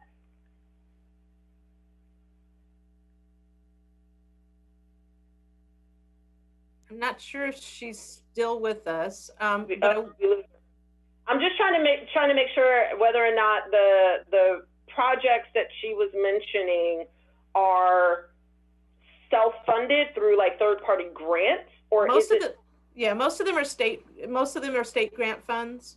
And so actually very few of them this proposed year will be state grant funds. Yeah, Maryland Energy Administration, we have used funding before for our low and moderate income grants. So we don't have much of that available currently. I think the increase in the overall operating budget is as a result of the additional intern position, full-time intern position that we wanted to see in the sustainability office. But okay, I can confirm all Thank that and send you something specific this evening. Okay, yeah, that sounds good. Because I think one thing that I just got a little confused because I saw that the FTEs, it only showed one FTE. Yeah, the intern dollars don't show up as FTEs. Oh, okay. As they're not staff positions. Staff, okay. So you guys just put them in as? They end up being additions to the operating budget. Oh, okay. All right, cool. Yeah, if you could just have her just triple check that you weren't necessarily asking for any additional dollars, that would be great, because I was just getting a little confused. Mm-hmm. Sure. And yeah, Councilman can you hear me? Am I? Oh, yes, Gina. Yeah, we can hear you. Okay, good. Sorry, I don't know how I couldn't get unmuted there. Yes, so that what Daryl said was correct. The majority of the increase you see for FY21 is for a full-time intern. There was only, I think, a very slight increase in programmatic budget of, I think, $3,000 to $5,000. And the grants that we offer to homeowners we match the funds provided from the Maryland Energy Administration. So we do leverage outside grant money. And for our small business grants, those will be all from the city's sustainability budget. Okay. And how much are those that would be coming out of the city budget? $20,000 for the small business grant. Okay, perfect. Thank you. You're welcome. That's all I have. Thank you. Great. Thank you. Councilman Kostick, you're next. Great. Thank you, everyone, very much. Before I delve in a little deeper, I just wanted to build off of what Councilmember Searcy said and say, when I was looking through the budget, it was a little confusing in terms of how the interns show up and a little hard to track that. So maybe at one of our future work sessions, we could just get a breakdown of the interns across all departments that are being proposed and how that compares to last year. That would be helpful, I think. Yes, that's something I wanted to share with you. We just haven't taken the time trying to juggle time a little bit. But certainly as we go through the different personnel lines, that was something that I wanted to be very clear about. Great, thank you. And then a big thank you to all of you today. This was really, really helpful, as my colleagues have said, and I think it's really useful to have the chance to go through what you're doing currently to address the immediate situation, as well as your plans for the upcoming year. Particularly with regard to some of the work on housing and workforce development and economic development. I think one of the big takeaways is that as much as possible, it seems to me you're trying to get ahead of the crises whenever possible and to identify people before they're in such a dire position that they're going to lose their home or they're going to have their electricity cut off. And so I think that is a really great approach. And I think that's made some really positive impacts in the community over the past year or so in particular.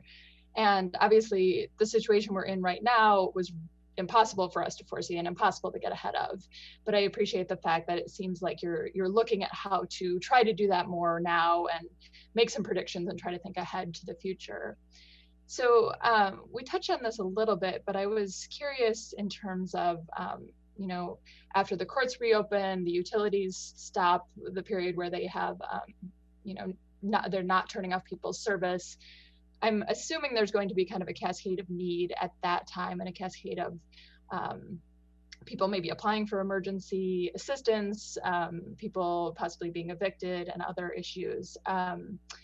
And just thinking ahead, are you thinking a little bit in terms of kind of planning for that specifically, and then planning for something, as Councilmember Searcy pointed out, maybe a little further down into the fall as potentially things start to open up a little more and there might be some different challenges at that time? So yeah, so, you know, I'm looking, just so that everyone has some context, I'm actually looking at other jurisdictions to see exactly how they're handling it, because I think we're kind of down the road, city professionals in the housing area to figure out what strategies they're also using. And, you know, there's so much projection you can do. And I think it's going to be, you know, it's really going to be a really difficult decision. I want to step into on Samira's feet, but I do want to mention this. You know, during this period of time, WorkSource Montgomery has been sharing open opportunities with us, open job opportunities.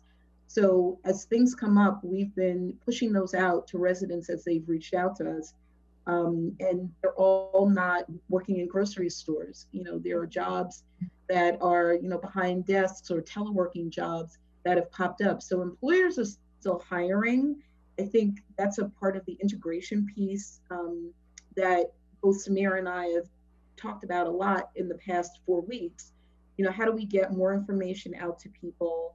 And more importantly, what does the future look like? Because, you know, many of the council know, and our residents should know, a lot of our families that live on the edge, on the bubble, are in survival jobs. And so these survival jobs have now dried up. Ubers and Lyfts and all these, you know, kind of jobs where you're literally just making money to spend money on, you know, essentials. And so I don't think we're going to be able to help everyone make that pivot, to make that transition. But we're going to do our best to help people realize, you know, what the future may look like. And let me also say this, for people who don't have the flexibility, and I know I've mentioned this internally, and we have some money allocated in the budget for financial counseling, we also want to strongly encourage people to start getting an emergency fund together. I think one of the staggering statistics that we've heard during this and even before the pandemic is that the majority of people don't have $1,000. Free job makes a big difference. And so counseling dollars, whether or not we can work with some folks who really who are really committed to starting to save dollars. And I know because a part of that is the worst piece, and it all kind of ties in. So it's not much we will know. We're just, you know, we're trying to get ahead of it as much as we can. Right. The other thing, Councilmember Kostick, is that, you know, we're trying to look at 3 different time periods. So one is right now, what we have to do today. What are we going to be doing in that recovery time when the courts reopen, that kind of thing? And then where are we like in a year from now? How do we get there? There's been quite a lot of discussion about how do we work with the landlords and others about these payment plans or other kinds of arrangements or agreements so that there isn't a sudden action once the courts reopen.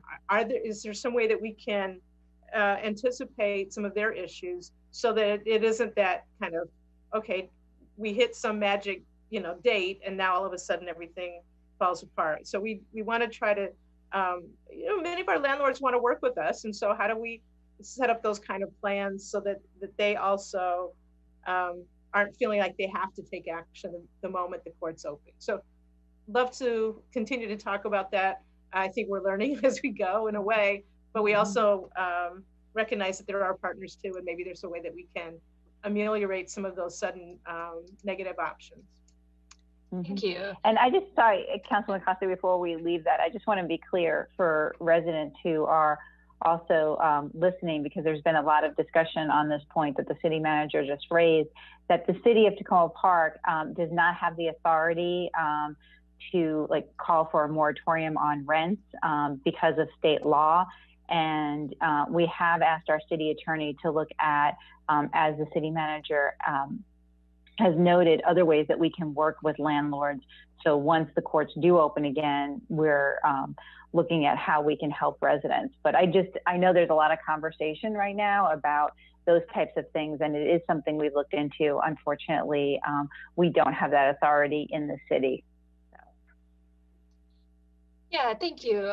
One of the needs that I've been seeing and personally experiencing myself is just childcare and dealing with, being able to work even if you have a job at this time while children are not in school or not in childcare. And this is obviously something there isn't an easy answer to when we're not able to have people in, childcare programs and not be able to provide before and after care. But I'm curious if you've had any thought regarding how to assist people and people who might be in need of jobs right now because they've lost their jobs, but aren't able to go to work because they have to stay home and take care of their kids. Are there things we can do to try to close that gap, or some type of assistance that we can step into for those kids, as well as for kids who might be struggling with whether it's a language barrier or connectivity? And I know there are a lot of resources for kids, but some kids are struggling with connectivity to access the educational resources that are being put online. I think I'll go ahead and answer to this, but I know that Samira Cook Gaines, through some of the workforce Montgomery activities, do training for childcare providers and making those connections. I think we are under these state rules right now that make that a little bit tough. So there may be some options on a one-on-one basis, but in general, I think that one's a tough one. That one, I think we're just gonna have to keep working on a little bit. And I'm not sure. The other thing that we're doing is trying to share information about how to get connectivity for the computers and that kind of thing that kids need for school. And I know the mayor and others have worked really hard on getting the word out about that. One of the real areas of challenge right now are for kids with special needs. And that's something that I think isn't being met very well yet. I was trying to hop on a webinar about some of the disability issues with the pandemic. And there were too many people getting on the webinar, so I missed that. I'll listen to it another time. But all of those are big challenges, and I appreciate you raising them. Yeah, and I think it would be useful maybe as we look towards the longer term as well. It seems to me there might be some longer term needs that kids have coming out of this, missing out on a period of school, depending on how long that may be, as well as just emotional needs and additional need for socialization and connection with other kids after they come out of this as well. My other question was with regard to the Home Stretch program, which I think is a really fabulous program and is serving people in a lot of ways and has allowed new people to come into the community and own their own homes, which is a fantastic asset and something we really want to encourage. I'm wondering though, do you think in the current situation we're in, it makes sense to continue to focus so much on this, or to try to shift some of those funds into sort of emergency assistance needs of people who are already in homes and need that assistance to remain where they are? Yeah, so I'm going to start the answer, and then I'm going to turn it over to Samira, because we've talked a little bit about this as well, because this is a major part of the Housing and Economic Development Strategic Plan. And I think, and I'm just paraphrasing, the way families build wealth is through home ownership. And this program is so significant. And, my thanks to Mayor Stewart, who pushed very hard for this program and to get it in place for our residents, because otherwise they wouldn't be able to join our community. They just wouldn't. And I think what we're doing within the division, and specifically Jennifer Hale, who oversees this program, is to figure out how to get more people in through this process. And figuring out, does 10,000 for 5 families make sense, or is it 2 families that we give $25,000 to? But home ownership is the key. The one thing that I hear the most from our renters is that they want to own a home. They want to stay in our community. And when you look, as I mentioned before, when you look around, Tacoma Park and the areas that surround our area, you can't get in. It's going to take $500,000 to $600,000 to get into a basic home with no frills.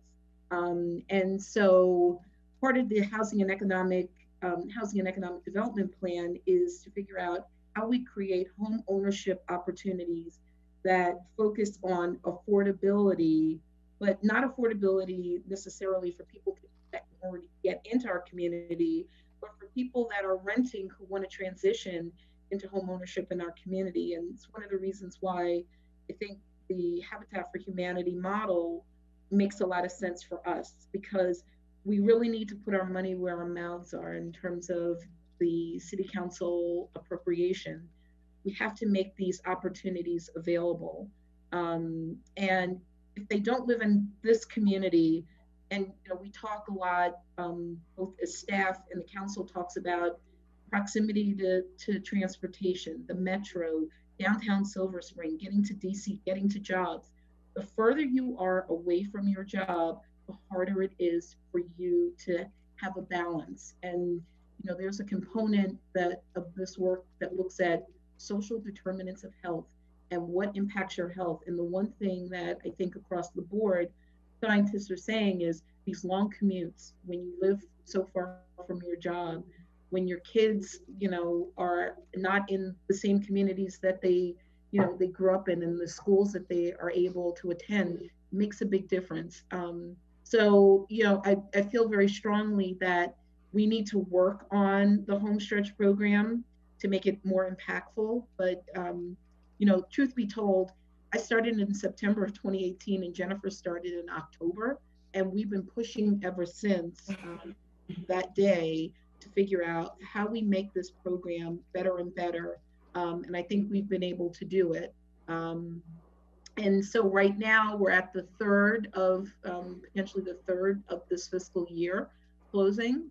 But we have to create more home ownership opportunities. There's no value in not providing that to our families that have been here for 40 years, but they've been in rental housing and they want to be a part of the American dream that I referenced earlier. So. Councilmember Kostic, the other issue here too is that we're looking at an FY21 budget, so it goes a little bit over a year from now. So partly, yes, we're looking at pandemic right now, and it's hard to imagine why are we, would anybody be able to buy a house right now? But then also we'll have a recovery period, and at some point, hopefully there'll be a number of people who are getting back to normal and have some opportunities. So we're trying to think about what flexibility do we have as we address those things. I think, the Homestretch program's only allocated $50,000 a year. We've never used the full allocation in a year, and it comes from the housing reserve, which if the amount is contributed that is proposed, we're in the, somewhere around $950,000 in that fund. So there may be some options that could address both needs. Great, thank you. Then I have a couple of smaller questions I'll just email regarding specifics of things in the budget itself. But I just want to add with regard to the tree fund, Mayor Stewart had made a request to look into that. At the same time, if you could also look into whether it could be used for emergency assistance, I think that would possibly be useful to research as well. So thank you very much. Great, thank you. Councilman Kostick, and I do want to mention, I don't think we're raising the issue of childcare. I do believe, if I'm not mistaken, in this proposed budget, there was additional funding to expand before care and after care options at the New Hampshire Rec Center. That had been a resident request. I'm asking the city manager if I'm correct in remembering from your presentation that is currently in this budget to expand that. Yes, we have aftercare at the rec center, but we didn't have morning care, and there was a request for morning care. And so the money for the staff and the additional FTEs, which are like about a third of an FTE, are in the budget. It should be noted for that, as well as most recreation programs, the cost of the program, it's a net gain for the city because of the fees that the parents pay. So even though it shows as a cost item and an FTE item, we do get revenue as well for those programs, and they offset those costs. Great, thank you. Councilmember Kovar is next.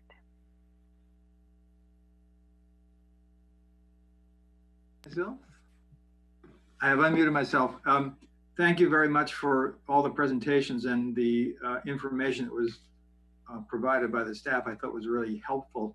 And I do want to point out, and for those in the community who may be watching, the kinds of initiatives that Grace and Samira and the other staff talked about, these are specific types of activities with the community that the council has urged the staff to undertake, in particular focused on ways of helping lower income residents in areas like workforce development and so many of the other types of activities that were mentioned, and also obviously in terms of providing vital assistance to residents relating to housing. So I really appreciate that the staff have worked so hard on those things. One of the things that I'm wondering, and it may not be possible tonight to answer this, is just thinking about the COVID-19 pandemic and how some of the programs and the pools of funding that were covered by the staff do or don't fit in with that. And so one of the things that struck me is that there are certain expenditures that have been proposed here, and that includes, for example, the Independence Day and potentially the other festivals. We kind of all hope that those things will be able to go forward. I guess they're not necessarily directly related to the COVID-19 response, and that could be true in some cases for some of the rec programs and for some of the community grants potentially, maybe in the energy efficiency. They all do benefit people who need help from us. But I think one of the things that would be worth looking at is the degree to which some of the monies, clearly this doesn't apply to something like the Emergency Assistance Fund, but that some of the monies maybe don't respond directly to either COVID-19 or are crucial for lower income people generally, like some of the housing programs Grace mentioned that could come in if evictions were to start up again. And so see whether we can take some of those funds and maybe have a tiered approach where we set some of it aside, and then depending on how things unfold over the course of the year, see whether they could be applied to other kinds of COVID responses. Because just when I think about the demand and the requests that have been received and can't be fulfilled because of the amount of money in the funds, for example, for the mini grants for the businesses. So I think it would be helpful to do some sort of review or analysis of the different programs that were mentioned and see which ones either now or later, summer rec programs, summer camps and so on. If those can't happen, I know sometimes those are paid for by fees, but if there are programs that really can't happen because things just don't open up as quickly as we would want them to, can we structure the budget so that those funds could be more easily spent in responding to the virus. So I don't know if there's if the city manager would have any reactions to that.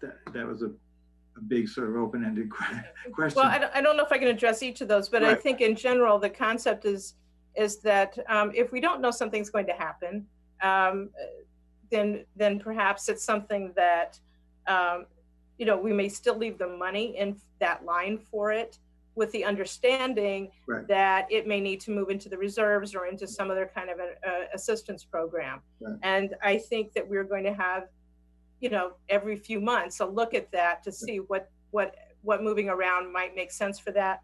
So in my view, for those things that we're pretty sure aren't going to happen or are going to happen, try to identify them in the reconciliation budget. Mhm. But for all the rest, maybe we put an asterisk and we keep looking Yeah. at it, and then we may move it to the right place. It would be nice if there was some way, I mean, asterisk is maybe not the technical term, but to tag them in some way so that we know Exactly. the amounts and don't have to go looking for them when we sort of realize over the course of the year that, hey, you know what, these things aren't going to happen.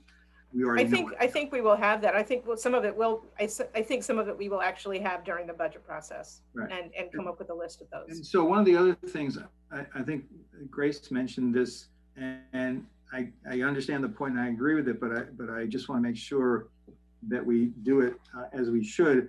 And one of the points that she mentioned was that it's possible that some types of benefits that we would be providing through some of these programs may also be covered by either the federal legislative response or potentially what the state and the county are doing or talking about doing.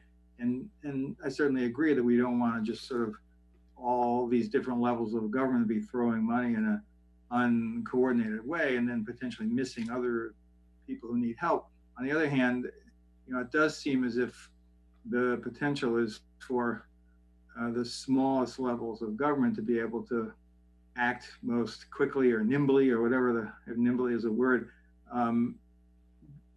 Maybe we don't have as much money, but we can move quickly. And so, and I don't think that Grace was saying this, but I just want to make sure we don't find ourselves in a position where, you know, we miss the chance and we're the ones who can help right away in the next 3 weeks, and then the federal money comes in later. So I just want to make sure we don't wait too long while we're waiting to miss something like that. Right. Well, I think that I would love to. Oh, Peter, Go ahead. I would love. This is Samira. I'd love to speak to directly to that. Grace and I have been working really closely in our responses, and even though you know, I am her best housing intern, what we really do focus on is kind of understanding how each other's programs work. Her program does have a let the ground settle approach. My programs do not. So as you can see, the small business mini grant program, we were out there before the county was settled. We were out there before the state was settled. We were already taking applications and we already knew what the lay of the land was for the city of Takoma Park and our small business need. And again, that was something that we were right out front with because we're small, because we're nimble, and because our city manager, you know, not a week, it was almost exactly a week to the day where we had our last in-person city council meeting where we talked about giving those abilities to make financial calls. Mm-hmm. A week later, we had the ability to do it. We pivoted on a dime. We got emergency aid out there. We got that program out there for our small businesses. I'll also say that in that space and time, I checked back in with Grace. For example, our program is for for-profit businesses, but we had a really good conversation about our at-home businesses because we have some folks in our application pool who are strictly on Social Security, and their at-home business is the thing that supplements their income. We have those folks a part of our application pool, and our, you know, grant awardees will definitely rise to the top in a unified business manner. And then I turned to housing and asked them about their nonprofit community grants program, because I want to make sure that we're not, you know, double tapping on some of our funds. So if she's working on the nonprofits, making sure that that's set aside and not a part. Even reaching into OTBA and understanding that they had a micro grant program, nuanced in the name. Micro, theirs was a little smaller than ours, but making sure that when we are responding, we're responding in a concerted effort that also includes timeline. So small businesses, right now, right away, we need it. There is no time to wait, and we need the money. So much like your question to Susie, we immediately dove into the budget to find out who's not going on that trip, who's not doing that face-to-face public engagement, what else is happening that we can transfer those funds to our immediate small business need. And Grace, again, waiting for a number of assistance avenues that are coming to individuals in a way that we already know and see are not coming to our small businesses and are not coming to our home-based businesses, which is extremely important in Takoma Park. The other thing that we've been doing, Councilmember Kovar, is that there are some things that are almost more appropriate for the city to do than the other entities. And that has to do with people who may be undocumented or otherwise in a situation where they don't fit into categories that others can help them. We continue to function as a sanctuary city, and we are taking that into consideration when we look at some of these funds. I think that sanctuary city point is a really good one, because that's a perfect example of an area that we should be the ones to focus on. Just a couple of other questions. I know other people do want to speak too. Council Member Dabala mentioned the tax credit question, and we had set aside a modest amount of money for that, which could very well not be as much as we would need going forward. And so I feel in general, and maybe this follows up on what some of my other colleagues talked about, that we should be looking in the coming year at using the housing reserve funds more actively than we have so far. This seems like a situation in which that makes sense, responding to the pandemic, and maybe not at the moment, maybe possibly, but maybe not specifically for home stretch, but for some of the other kinds of assistance that might be needed. But one of the questions I don't think we had ever gotten a totally clear idea on, since, as I understand it, the way our city credit works, it's not something that's reflected on people's tax bills, but it's just money we send them separately, even though with a check cut by the city, I think, even though it's technically a credit as we think of it, that suggests to me that it would be possible to use funds that are in the Housing Reserve Fund for that purpose. And if that's true, then depending on what the impact of the pandemic is as we go forward, one of the potential uses of the housing fund, if I'm right about that, could be to go beyond the important but modest amount that was set aside through Council Member Dabala's lead for the tax credit. So, I mean, am I interpreting it correctly that we could, since we just write out that check, use some of those funds? So there's a couple different answers. One is that technically we give a supplement to a credit. That's why we send out a check to the folks who meet the criteria. Where the source of funds come from, in some respects, doesn't matter about that. It's a supplement to a credit that you guys can identify, and you can identify where you take it from. Now, the housing reserve has not had a real definition about how it's to be used. And so you have some flexibility, but you need to go through a process about declaring that how you would want to see those funds used and the purpose that it involves. I have some mixed feelings about how we use those housing reserve funds, because in general, the concept is that you build it up in a large enough way that you can do some of the major projects. Part of the reason that we created a housing reserve is that we didn't have a significant amount of funds to do a major project that would really advance things. We're in an unusual situation. So this may be the time but it may not be something that we do as an ongoing program. It may be a one-time or Yeah, I mean, two-time action. I think that's a fair point. And I think, yes, the original concept was to build it up. I just think that at the moment where we are, and with one of the key points of emphasis in the housing, economic development, housing strategic plan, one of the three components was helping people stay in their homes. We could be facing that big time over the next few months. And so even if we had to use a substantial amount of the funds that are in there, maybe just over the course of this next fiscal year and then build it up again after that, that strikes me as an appropriate type of use for it.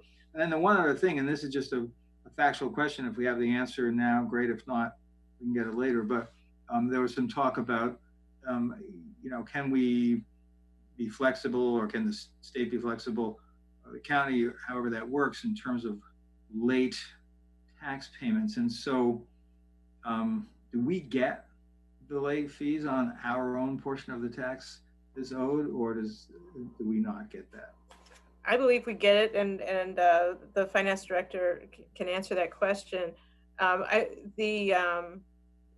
want to put one little question or one little reminder to folks, is that many people have their taxes paid out of their escrow or their mortgage payment. And so it's, to me, hopefully that escrow payment keeps being made. Obviously, I want to see the taxes if they have the money for that and it goes through. What I really don't want people to do is to not pay their insurance. We need to make sure that people continue to have the insurance on their properties, even when they're having a difficult time. So I know that's not what you asked, but it's something every time that we talk about these late arrangements or whatever, I want to make sure that people protect their property. Well, and that's a good point. And I think especially for people who, if you're still paying your mortgage off, typically the insurance is covered also. I think where it's challenging is for people who've paid off their mortgage, and that could include some longtime residents who purchased their homes when they were pretty inexpensive and maybe aren't, haven't been making a lot of money. And if they get into financial difficulty, they're responsible for, remembering to pay, or knowing that they have to pay not only their taxes in September and December, but insurance and these other points as well. And so that could end up being that's right. Some of the families that I've seen that the situation is so terrible is when their house burns down or a tree falls on their house, and to save money, they hadn't paid their insurance. They had paid off their house a long time before, and then they never did. That's just heartbreaking. Okay. All right. Thank you very much. Appreciate it. Great. Thank you. I think next we have Councilmember Siemens. Thank you. Can you hear me now? Mm-hmm. Okay, great. Well, I thank you so much for the presentation tonight on the budget, and sorry that I got in late. I was negligent. What can I tell you? I was tired. It's good to hear about the work we're putting towards, helping to maintain the viability of our small business owners.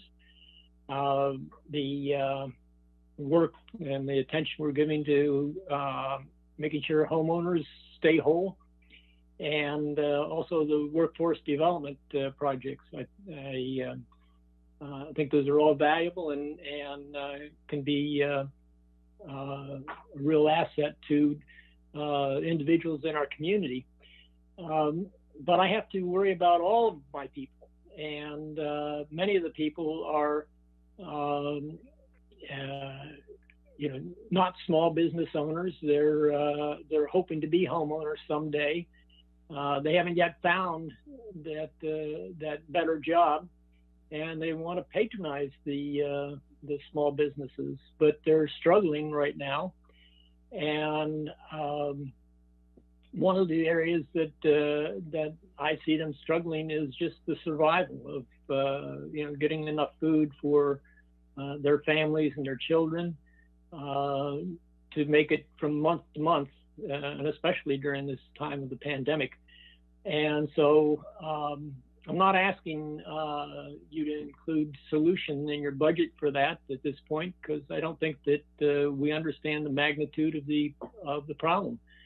But I do think we have an obligation to the community to understand our problems so that we can search for solutions. I would like to think that I could help find solutions to the problems, but I can't do that if I don't know what the magnitude of the problem is. What can we do to understand, the food need of at least Ward 4, but citywide? How do we understand that now? And if not, what are we going to do to understand it?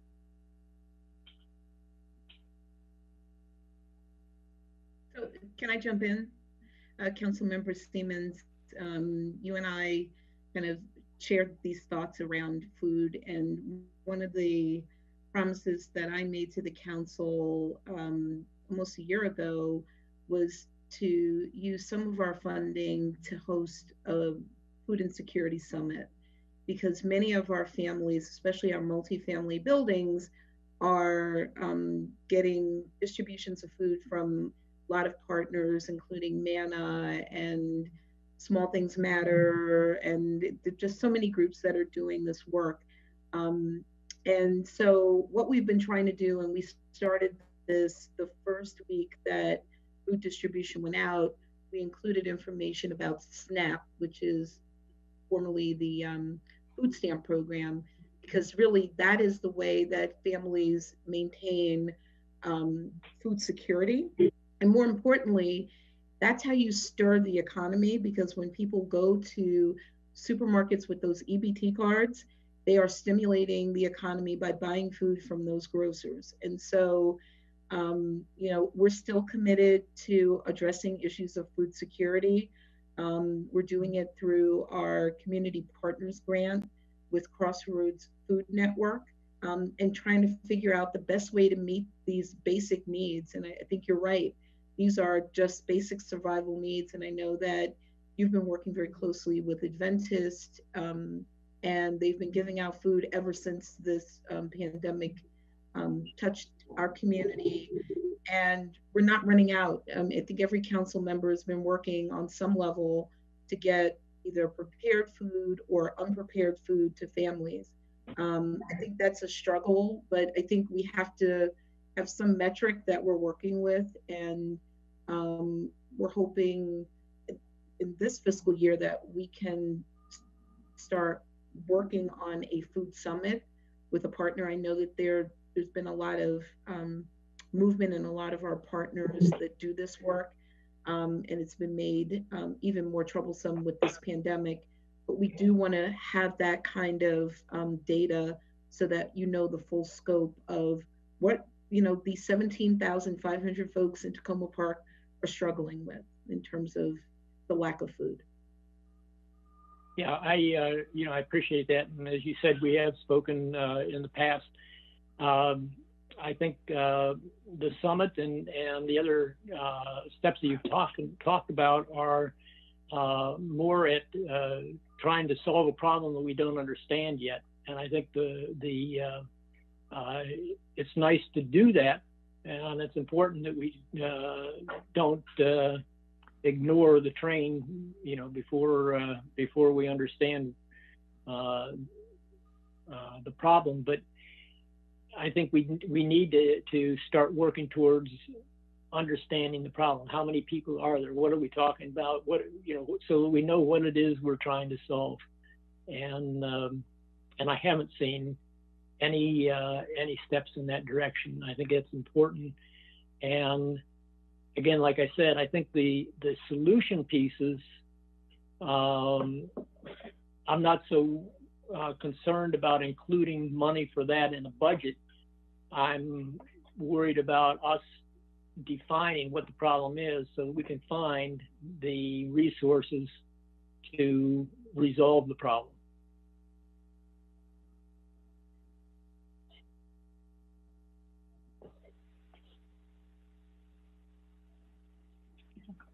Anything else, Councilmember Siemens? That'll be all. Thank you. Thank you. Councilmember Smith. Just want to say first, thank you guys for putting together the presentation. I appreciate it. The two areas that I want to focus on are housing and economic development. I know that Grace and Samira gave proposals, but what I'm seeing is the demand for actual financial support is off the charts. And the numbers that we're looking at are going to have to be a lot more money than the $10,000 here or $5,000 there, because we're at a point where people are going to be desperate because they don't have the money to pay their rent. They don't have the money for transportation, and they just do not have the money to take care of their families, whatever those responsibilities are. Even with stopping foreclosures or renting evictions, it's just not enough because people still have to pay their rent. You know, rent is still due. In the last statistic I saw, that a third of renters did not pay their rent for last month. So we have a huge problem before us, and we're going to have to tap into, and if it's necessary, we call it a one-time event, but we're going to have to tap into the housing fund, and the money that's in the budget that's supposed to be directed to the housing fund, I think should be directed to a COVID-19 pandemic fund that we establish, because I think that we're going to see things that we've never seen before in this city. And established businesses that have been around for a long time are going to close their doors because they don't have any business, and they can't tap loans because they don't have enough sales revenue to pay the loan. So I just think that we are not focusing enough on the problem before us. There's still too much business as usual. This is not a normal event for us, for anybody in the country. This is unprecedented. And I think we need to make major changes in our budget to reflect it.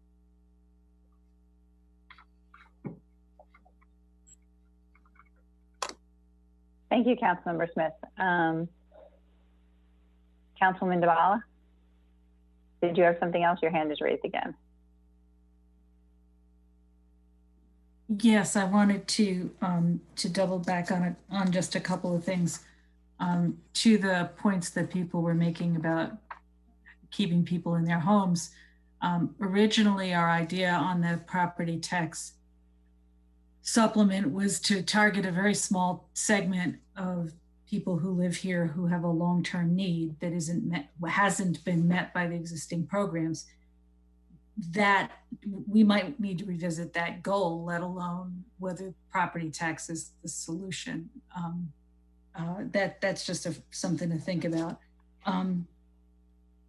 On childcare, I wanted to jump in at that point, and I didn't, to say that if the Recreation Department is still with us, they've been working on some online programming, and they might be well positioned to do some fall programming to deal with some of the fallout from children having to be cooped up with their families for so long.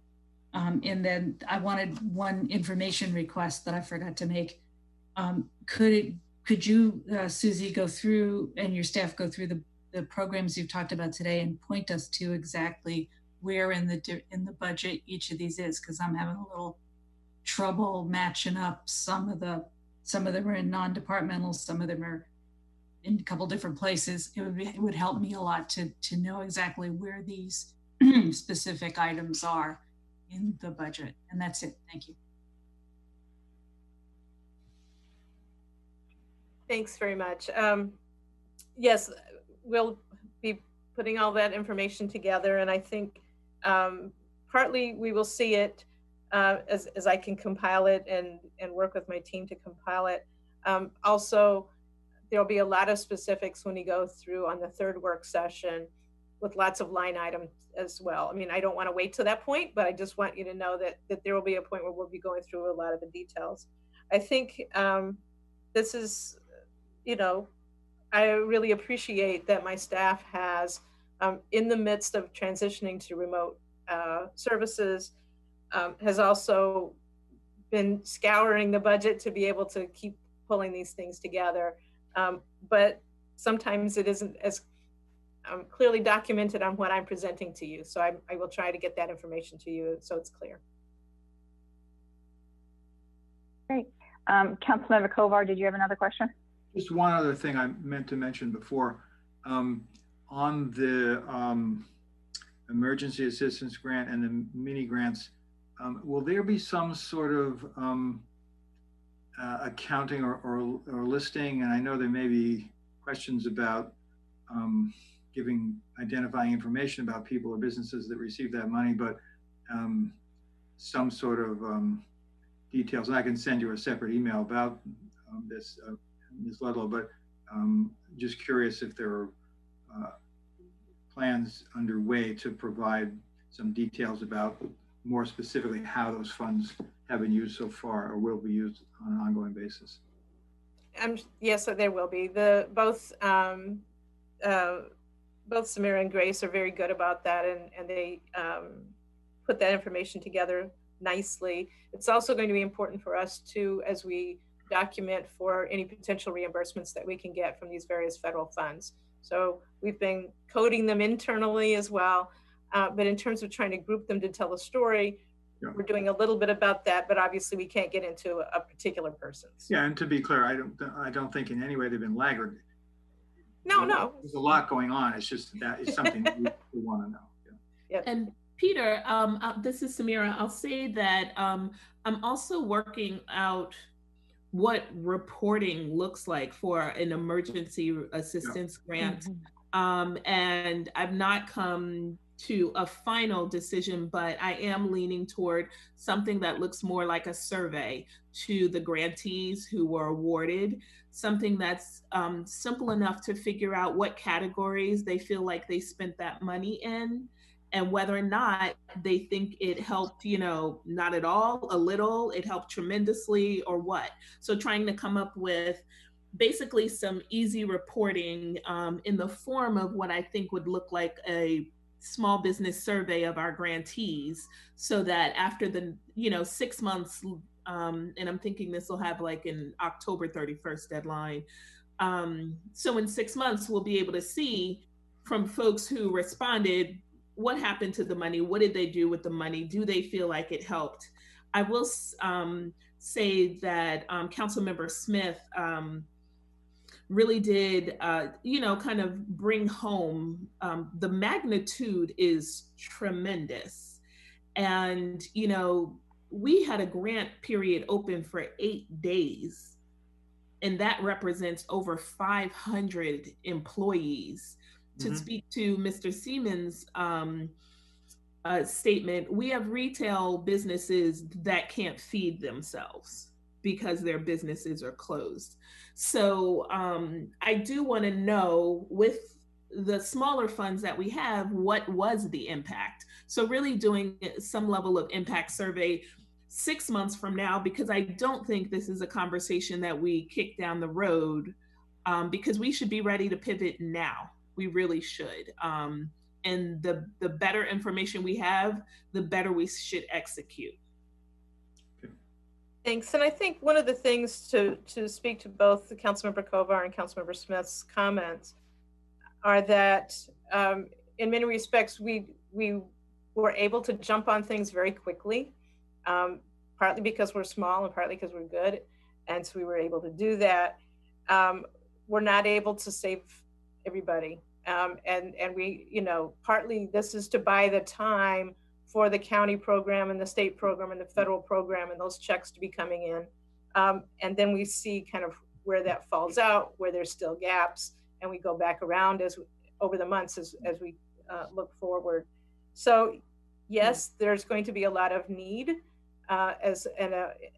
through some of our members of our community. And what we have to look for is how do we leverage it? How do we make the best use of our funds to save the folks that can, so that we can recover together? Councilmember Smith, did you have another point or question? Yes. First, I wanted to ask Greg, Mr. Clark, about the rec department and his scholarship numbers. What was that total universe of applicants for the scholarships? I believe, I don't have it up in front of me. I believe it was a total of 64 scholarships. Right. Isn't that the number that was awarded? But how many people applied? How many people applied? I don't have the actual number of how many people applied. Okay. We turned down very, very, very, very few scholarships. Most of the people that apply actually get it. Yeah, it's not like a competitive program. It's if you meet the criteria, and we try to share it, and we also try to use these proxies so we don't have to have people showing their IRS forms and things. If they get the farms, if they're on disability, whatever, we just accept that. We don't have a real difficult test. Okay. And let me just say about this need, what makes this so much different than other downturns in the economy, that this is covering everybody. There are very few people that are not having problems, right? And, the article I sent around to everybody regarding the new regulations that the Department of Labor has written up regarding the CARES Act, trying to make sure people that are in the gig economy don't get the money that Congress is supposed to say that they're supposed to get. So how are those people going to, get unemployment or get some type of money to feed their families or take care of themselves? This is just something that, no one has seen. There's just no safe place. There's no place to hide where people can say, well, I'll go get a job in this other industry until the economy comes back. We don't have that this time around. I appreciate that very much. I think one of the things that I've been pleased about is the efforts by council members to work with our Congress and members of Congress and Senate to appreciate the needs of a small community in getting some of these funds that aren't 500,000 people or better, right? And that kind of thing. So I appreciate that there's been a lot of push on that. From the kinds of things, frankly, that Tacoma Park has done, we have really been out in front on getting the information about housing, getting our mini grant program, getting the information out about what small communities need to prominent decision makers right away. And that's the phrase, we've boxed way above our weight class or whatever it is on those points. Now, is it going to help us? I don't know, but we are at least in the loop to get the information. Jessica, my new deputy city manager, has been in constant contact with the state about how do we get reimbursements and how do we categorize things. We're putting things in the ways that we can take advantage of what there is. Yes, there are going to be some gaps. We're going to have to lobby for how to meet those gaps. But I think we're doing pretty well for being a really small community. I think we are keeping on the edge of the information so that we can take advantage of it as quickly as possible. Councilman Kofar, did you raise your hand again? I just one really quick thing. It's not a question, just following up on what Councilmember Smith said. I saw an article that said dividing the economy up into 5 parts, quintiles as they call them. And the top quintile, which is the people who make the most money, 70% of them are still able to work at home. And the bottom couple of quintiles, it's only about 20%. And so Jared, of course, is right that it affects everybody. And I know he wasn't saying this, but it really hurts the most people who were in sort of low-paid service type jobs, because if you're working for a law firm or a big association or whatever, you may be still able to work from home and not see a huge difference. And it's the folks at the bottom who are really being hurt. So just wanted to mention that stat. Right. Well, thank you all. It's a little past 10 o'clock. I think this was a great budget work session. We will have our regular council meeting on Wednesday night. The information is on the city website. We have 3 items we're voting on Wednesday night. One is an ordinance regarding the continued design work on the library, a purchase of a replacement vehicle for the rec department to move it to a hybrid vehicle, and a resolution regarding having our committees meet again, but holding off on our quasi-judicial committee functions at this time. So all the information is up on the website, as well as how people can sign on to give public comment or send it into our city clerk. So with that, we are adjourned. Have a good night, everyone.